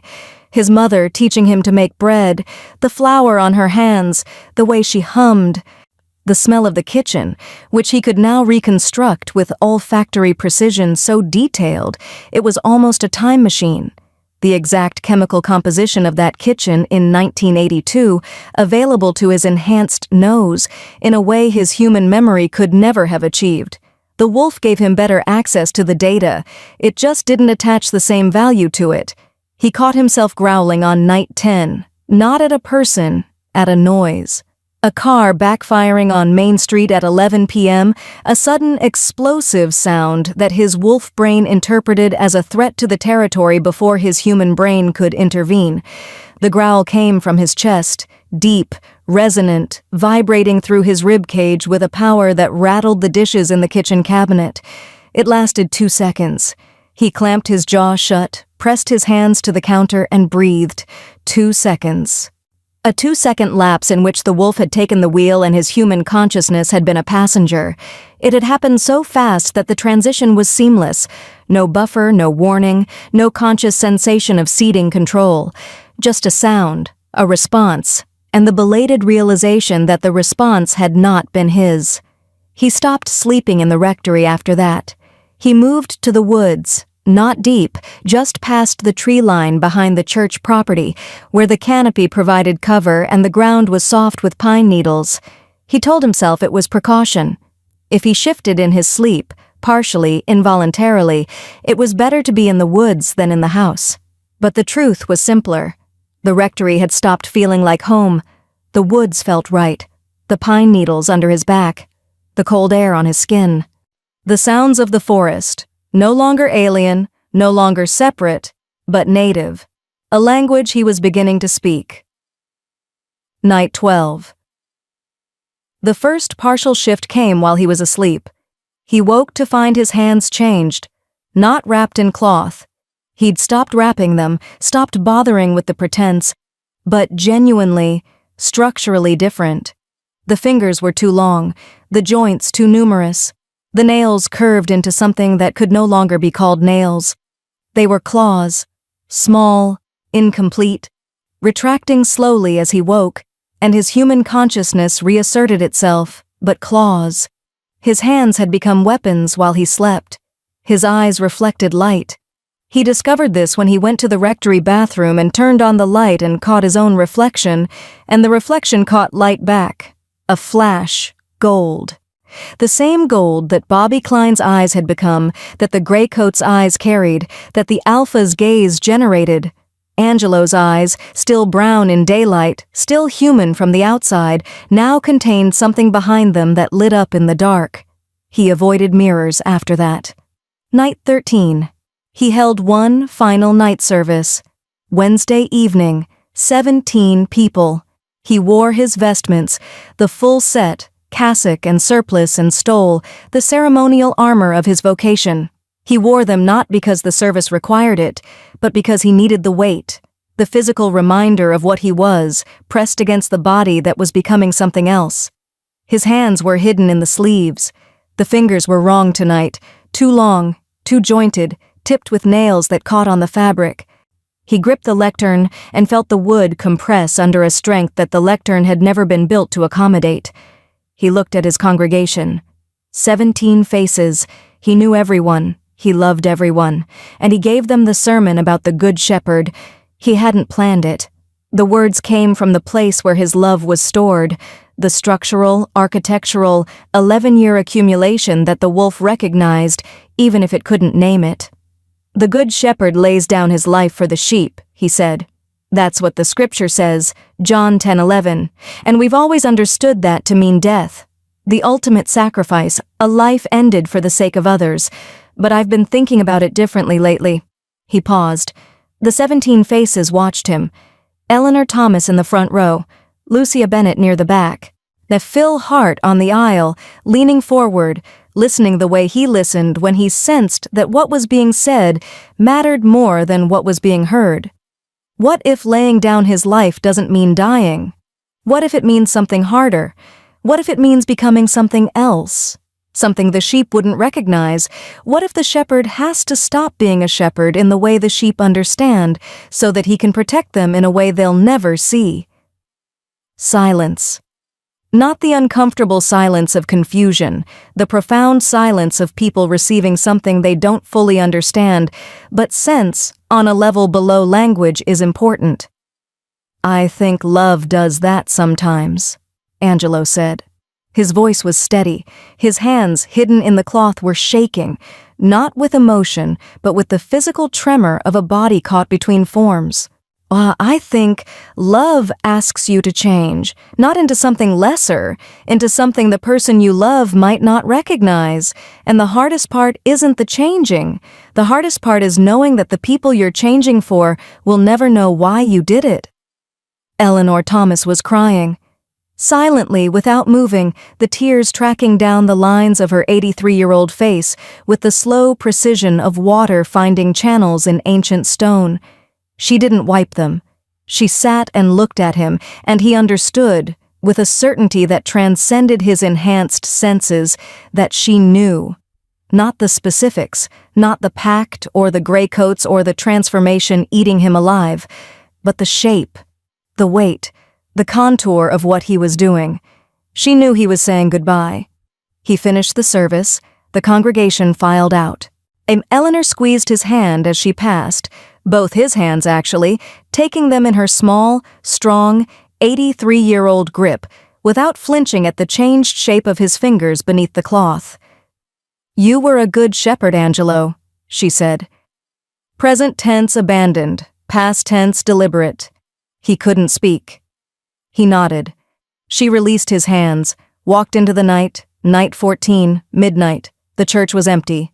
Angelo locked the doors, every door. Front, back, vestry, basement.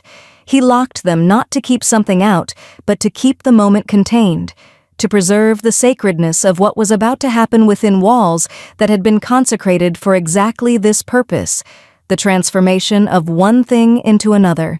He put on his vestments, all of them, the full weight, cassock, alb, stole, chaseable, the armor of his priesthood, were worn one final time, not in service to a congregation, but in service to a farewell. He lit the candles, every one, the altar candles, the sanctuary lamp, the votives that lined the side chapel, the church filled with warm, unsteady light, the light of 100 small flames, each one a prayer that someone had lit at some point in the past 115 years. The light moved on the stone walls. It made the shadows breathe. He stood at the altar, placed the bread on the paten, poured the wine into the chalice, and he said Mass, alone, for himself, a funeral for the man he was, performed by the man himself, in the church he had given his life to. He said the words he'd said 1,000 times, the liturgy of the Eucharist, the ancient, rhythmic, deeply familiar incantation that he could perform in his sleep and had occasionally, when exhaustion and devotion blurred the line between consciousness and prayer. He said the words and he meant them. Every syllable, every gesture, every prescribed motion of the rite that transformed bread into body and wine into blood. He reached the consecration, the central mystery, the moment when the priest lifts the host and speaks the words of Christ, "This is my body, which will be given up for you," and the bread becomes something else. Something that looks the same but is changed, transformed at a level that the eye cannot detect but the soul recognizes. He lifted the bread. He spoke the words, "This is my body, which will be given up for you." And the wolf, which had been patient, which had been waiting, which had been growing inside him for 13 nights with the steady inevitability of a tide, consumed what remained.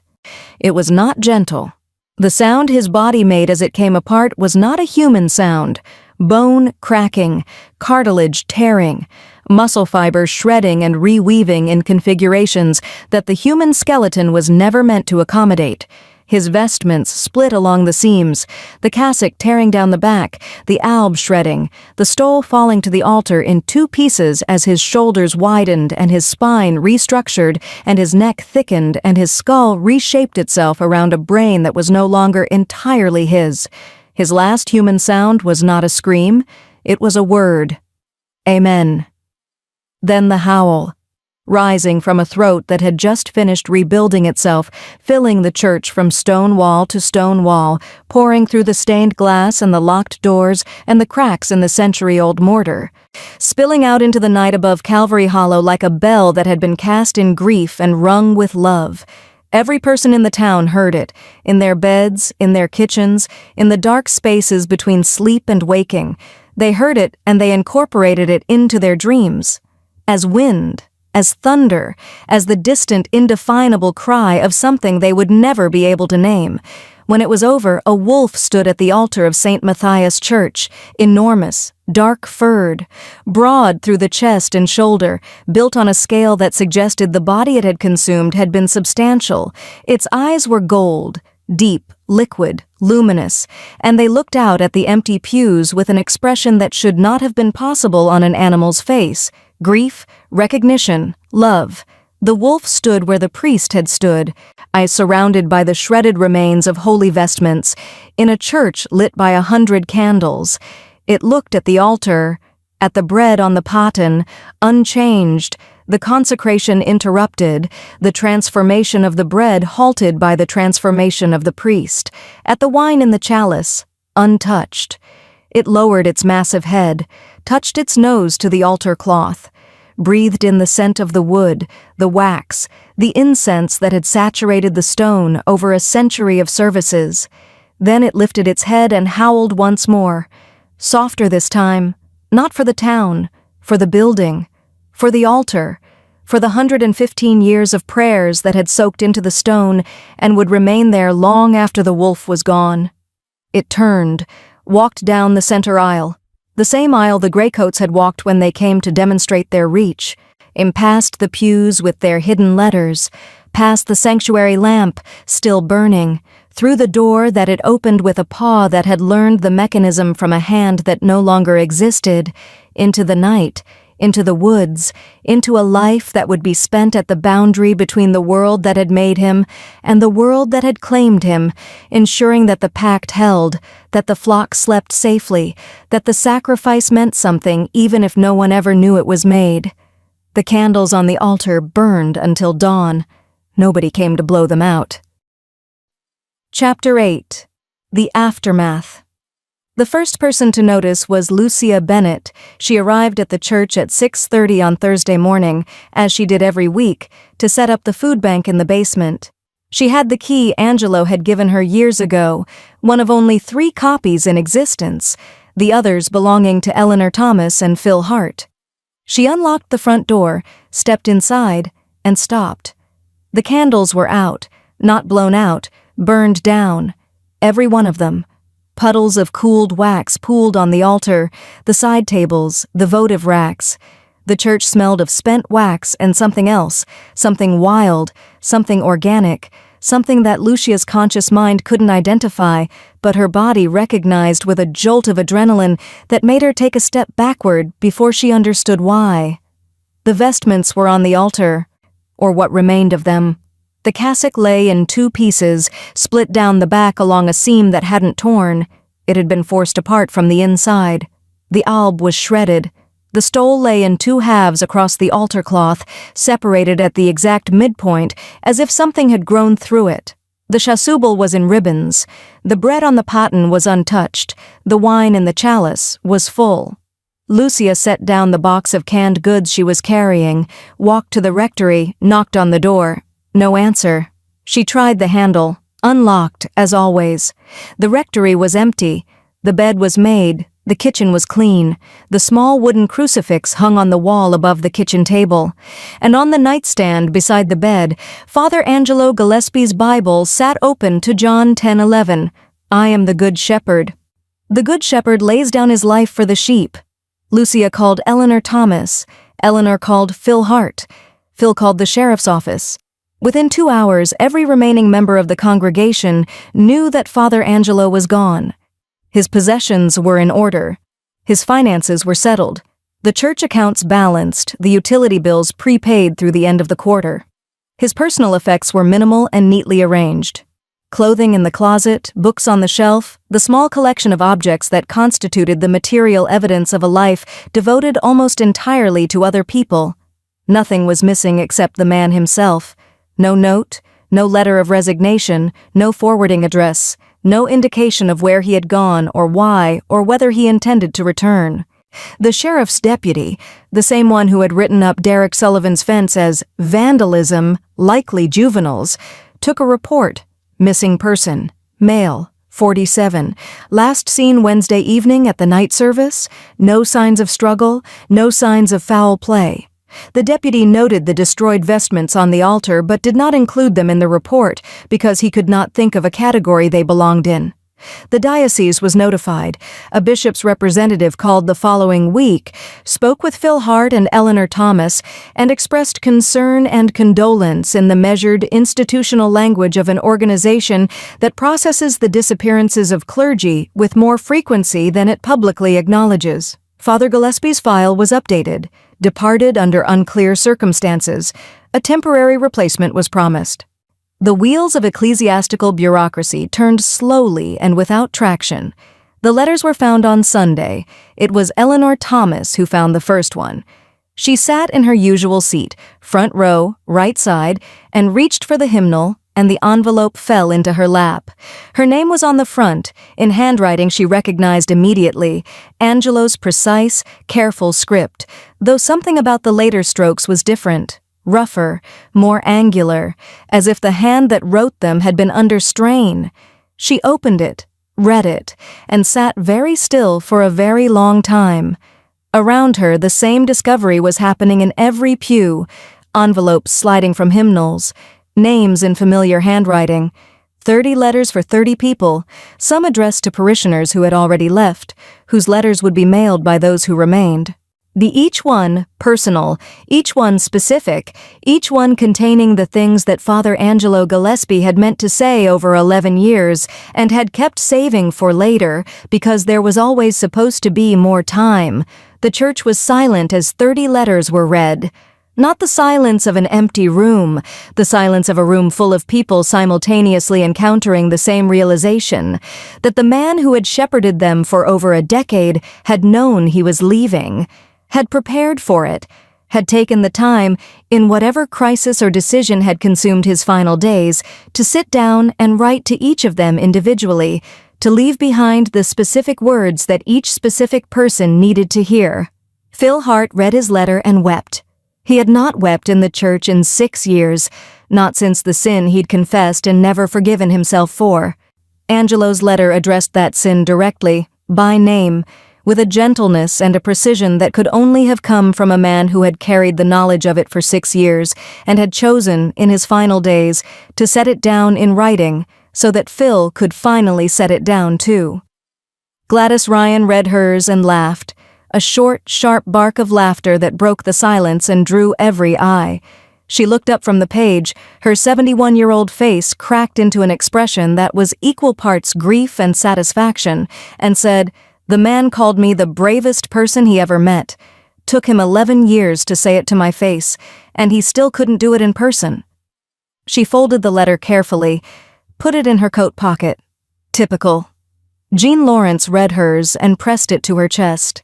She was sitting beside Bobby, whose gold eyes moved across his own letter, the letter Angelo had written to him, not to the Bobby he'd been before, but to whatever Bobby was becoming, with an expression that Jean couldn't read and didn't try to. Lucia Bennett read hers and looked at the back door of the church. The letter mentioned the door, the unlocked door, the act of grace she'd performed in secret for years, opening her diner to anyone who needed shelter without ever telling a soul. Angelo had known. He'd known for years. And he'd kept the secret, honoring her privacy, until the very end, when he'd written it down not to expose her but to tell her that it mattered, that he'd seen it, that God had seen it. Eleanor Thomas read hers last. She'd been holding it, unopened, watching the others. Now when the room was quiet, when every letter had been read, and every face was wet, and every pew held someone grappling with the specific, devastating weight of being known and loved and left, she opened the envelope. The letter was short, shorter than the others. The handwriting in the final lines was barely legible, the strokes elongated, the pressure uneven, as if the hand holding the pen had been in the process of becoming something that could no longer hold a pen. She read it, folded it, placed it in her purse, and when Lucia Bennett asked her later what it said, Eleanor Thomas, 83 years old, iron-willed, a woman who had survived everything, looked at her with steady eyes and said, "He said he was sorry he couldn't stay. And he said the shepherd never really leaves. He just changes pastures." The attack stopped. Completely. Overnight. As if a switch had been thrown, as if the thing that had been tightening its circle around Calvary Hollow for months had simply retracted, pulled back into the woods, dissolved into the dark spaces between the trees, and gone still. Edgar Pitts's cattle grazed undisturbed. Derek Sullivan's fences stood intact. Renee Daniels' children's windows remained unmarked. The gold eyes vanished from the tree line. The subsonic vibrations that had made dogs cower and livestock flee ceased entirely, as if the frequency had been switched off at the source. Bobby Klein's eyes remained gold, but the wildness in them, the untethered, translating quality that Jean had described, settled, stabilized. He was still Bobby and not Bobby, still the man she'd married wearing a layer of something she couldn't name. But whatever had been pulling him toward the woods had released its grip. He stayed. He worked. He held his wife's hand with fingers that were still his own, and if the grip was sometimes stronger than a mechanic's grip should be, Jean didn't mention it. Nobody connected the two events. The priest's disappearance and the end of the attacks existed in the town's collective memory as two separate mysteries, one sad, one relieving, filed in different drawers, never cross-referenced, never examined side by side. This was not stupidity. It was the survival mechanism of a community that had been pushed to the edge of what it could accommodate and had chosen, unconsciously and collectively, to step back from that edge rather than look over it. Life resumed. Not the same life. The population had dropped, the scars remained. The empty houses on the outskirts stood as monuments to the families that had left, but the remaining residents of Calvary Hollow did what remaining residents of small towns have always done. They stayed. They rebuilt. They went to church on Sunday and put money in the plate and sang hymns that echoed off stone walls that were older than any of them and would outlast all of them. A new priest arrived in the spring, young, recently ordained, assigned to St. Matthias with the same administrative indifference that had sent Angelo 11 years earlier. A small parish, a remote location, a posting that was either a test or a punishment, and that the young man accepted with the nervous enthusiasm of someone who hadn't yet learned to distinguish between the two. But there were signs, for those who looked. A wolf was seen on the ridge above the church, not every day, not on a schedule anyone could predict, but regularly enough that the sightings accumulated in the town's awareness the way rain accumulates in a barrel, slowly, drop by drop, until one day you look and the barrel is full. The wolf was enormous, dark-furred, larger than any wolf the hill country had produced in recorded memory. It sat at the tree line, usually at dusk, usually on Sundays, and it watched the church with an attention that every witness described the same way. It was listening, head slightly tilted, ears forward, body perfectly still. Listening to the service it could no longer attend, in a building it could no longer enter, for people it could no longer speak to. It never approached. It never threatened. It sat and it listened, and when the service ended and the congregation filed out and the lights were turned off, it stood, turned, and disappeared into the woods with a silence that something that large should not have been capable of. 17 separate witnesses reported the wolf over the following years.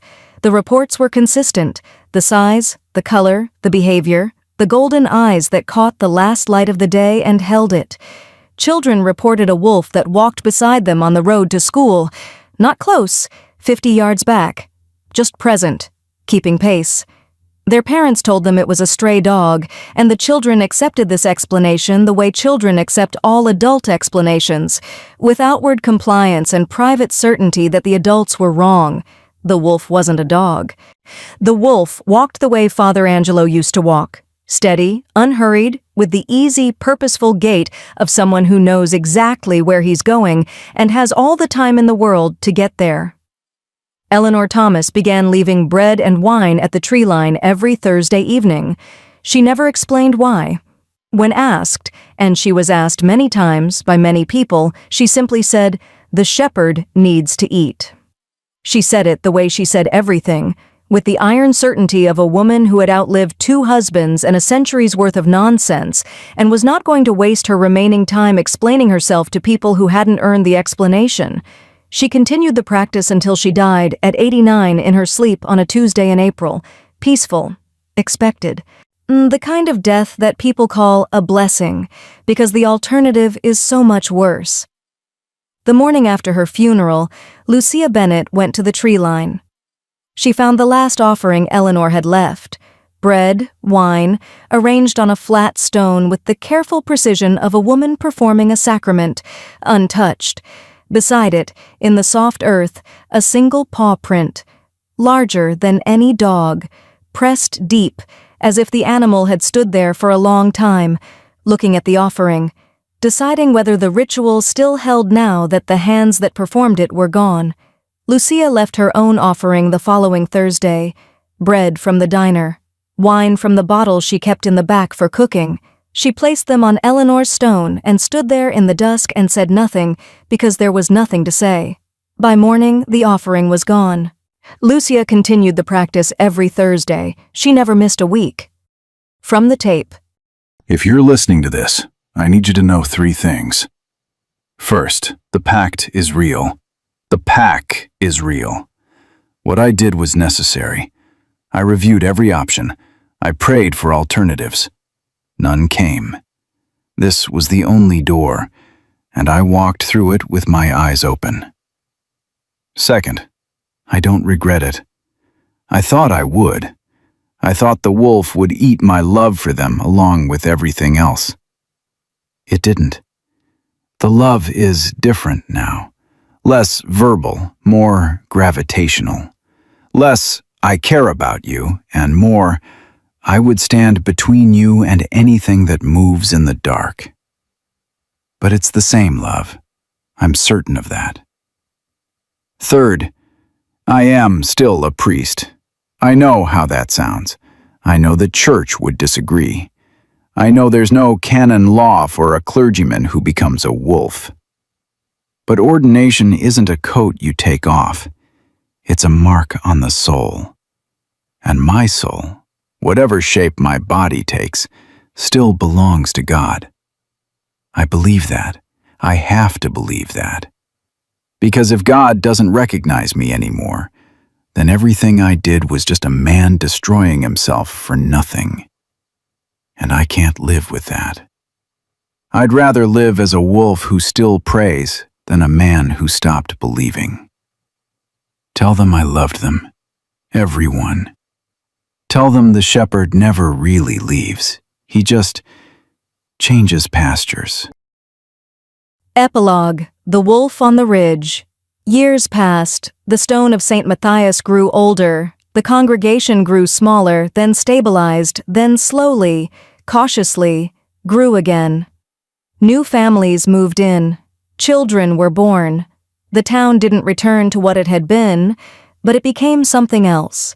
Something that had survived a season of darkness and emerged into light that felt earned rather than given. Every new priest assigned to the parish was told two things by the older parishioners.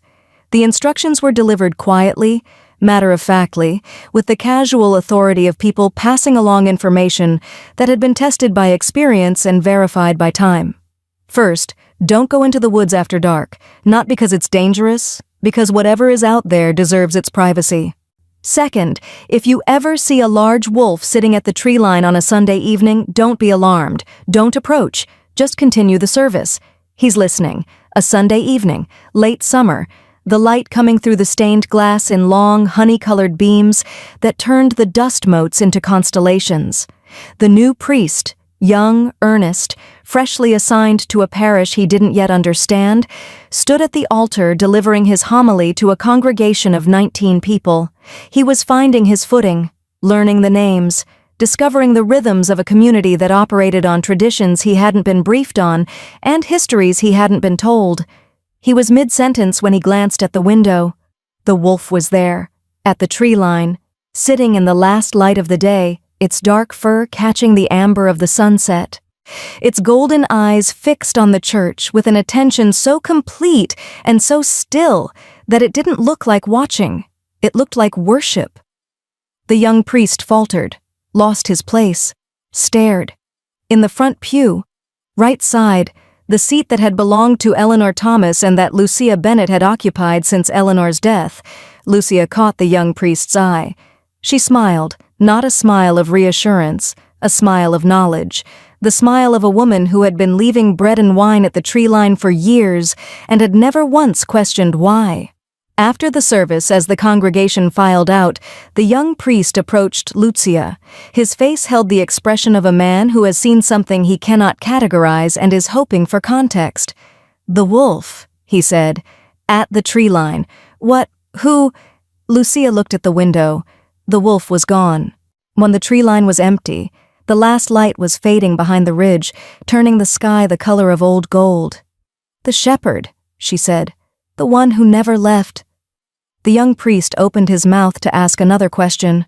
Lucia shook her head, gently, not dismissively, protectively, the way you protect a story that belongs to someone else, the way you guard a secret that isn't yours to tell, but is yours to keep. "Just continue the service, Father," she said. "He only stays when he approves." She walked out into the evening. The young priest stood in the doorway of St. Matthias Church and watched her go, and then he looked at the tree line one more time. Empty. Dark. the woods holding their breath the way woods do when something large and watchful has just decided to let the silence speak for itself. He went back inside, closed the doors, and straightened the hymnals, and as he moved through the pews, his hand brushed something tucked into the hymnal in the front row, right side. An envelope, old, yellowed with time, a name written on the front in handwriting he didn't recognize, angular, strained, the writing of a hand that had been in the process of becoming something else. The name on the envelope was not his, it was Eleanor's, but beneath it, in a different pen, in Lucia's handwriting, a note had been added. For the next shepherd. When he's ready. The young priest held the envelope, looked at the door, looked at the window, where the last trace of golden light was fading from the ridge. He wasn't ready. Not yet. But he put the envelope in his pocket. And on Thursday evening, without understanding why, he walked to the tree line behind the church and left a piece of bread and a small cup of wine on the flat stone he found there, worn smooth by years of offerings, by the patient, faithful repetition of a ritual that had no liturgy and no congregation and no priest, just a shepherd, and a flock that remembered. By morning, the offering was gone. St. Matthias Church still operates to this day. The tape was found. The letters were read. The wolf on the ridge has been reported by 17 separate witnesses over the years since Father Gillespie's disappearance. No formal investigation has ever been opened. Father Angelo Gillespie's file with the diocese lists him as departed under unclear circumstances. His vestments were never recovered. His Bible remains on the nightstand in the priest's quarters, still open to John 10:11. And every Thursday evening, someone in Calvary Hollow still leaves bread and wine at the tree line. No one has ever seen who takes it, but by morning, it's always gone. Dear viewers, as we come to the end of Father Angelo's story, I want to leave you with the question that he carried into the woods and never got to ask out loud. If loving someone meant you had to become something they'd never recognize, would you still do it? Drop your answer in the comments. And if this story stayed with you, if the wolf on the ridge is still sitting in the back of your mind, that like button is right there. It costs you nothing, but it means the world to this channel. We'll see you in the next one.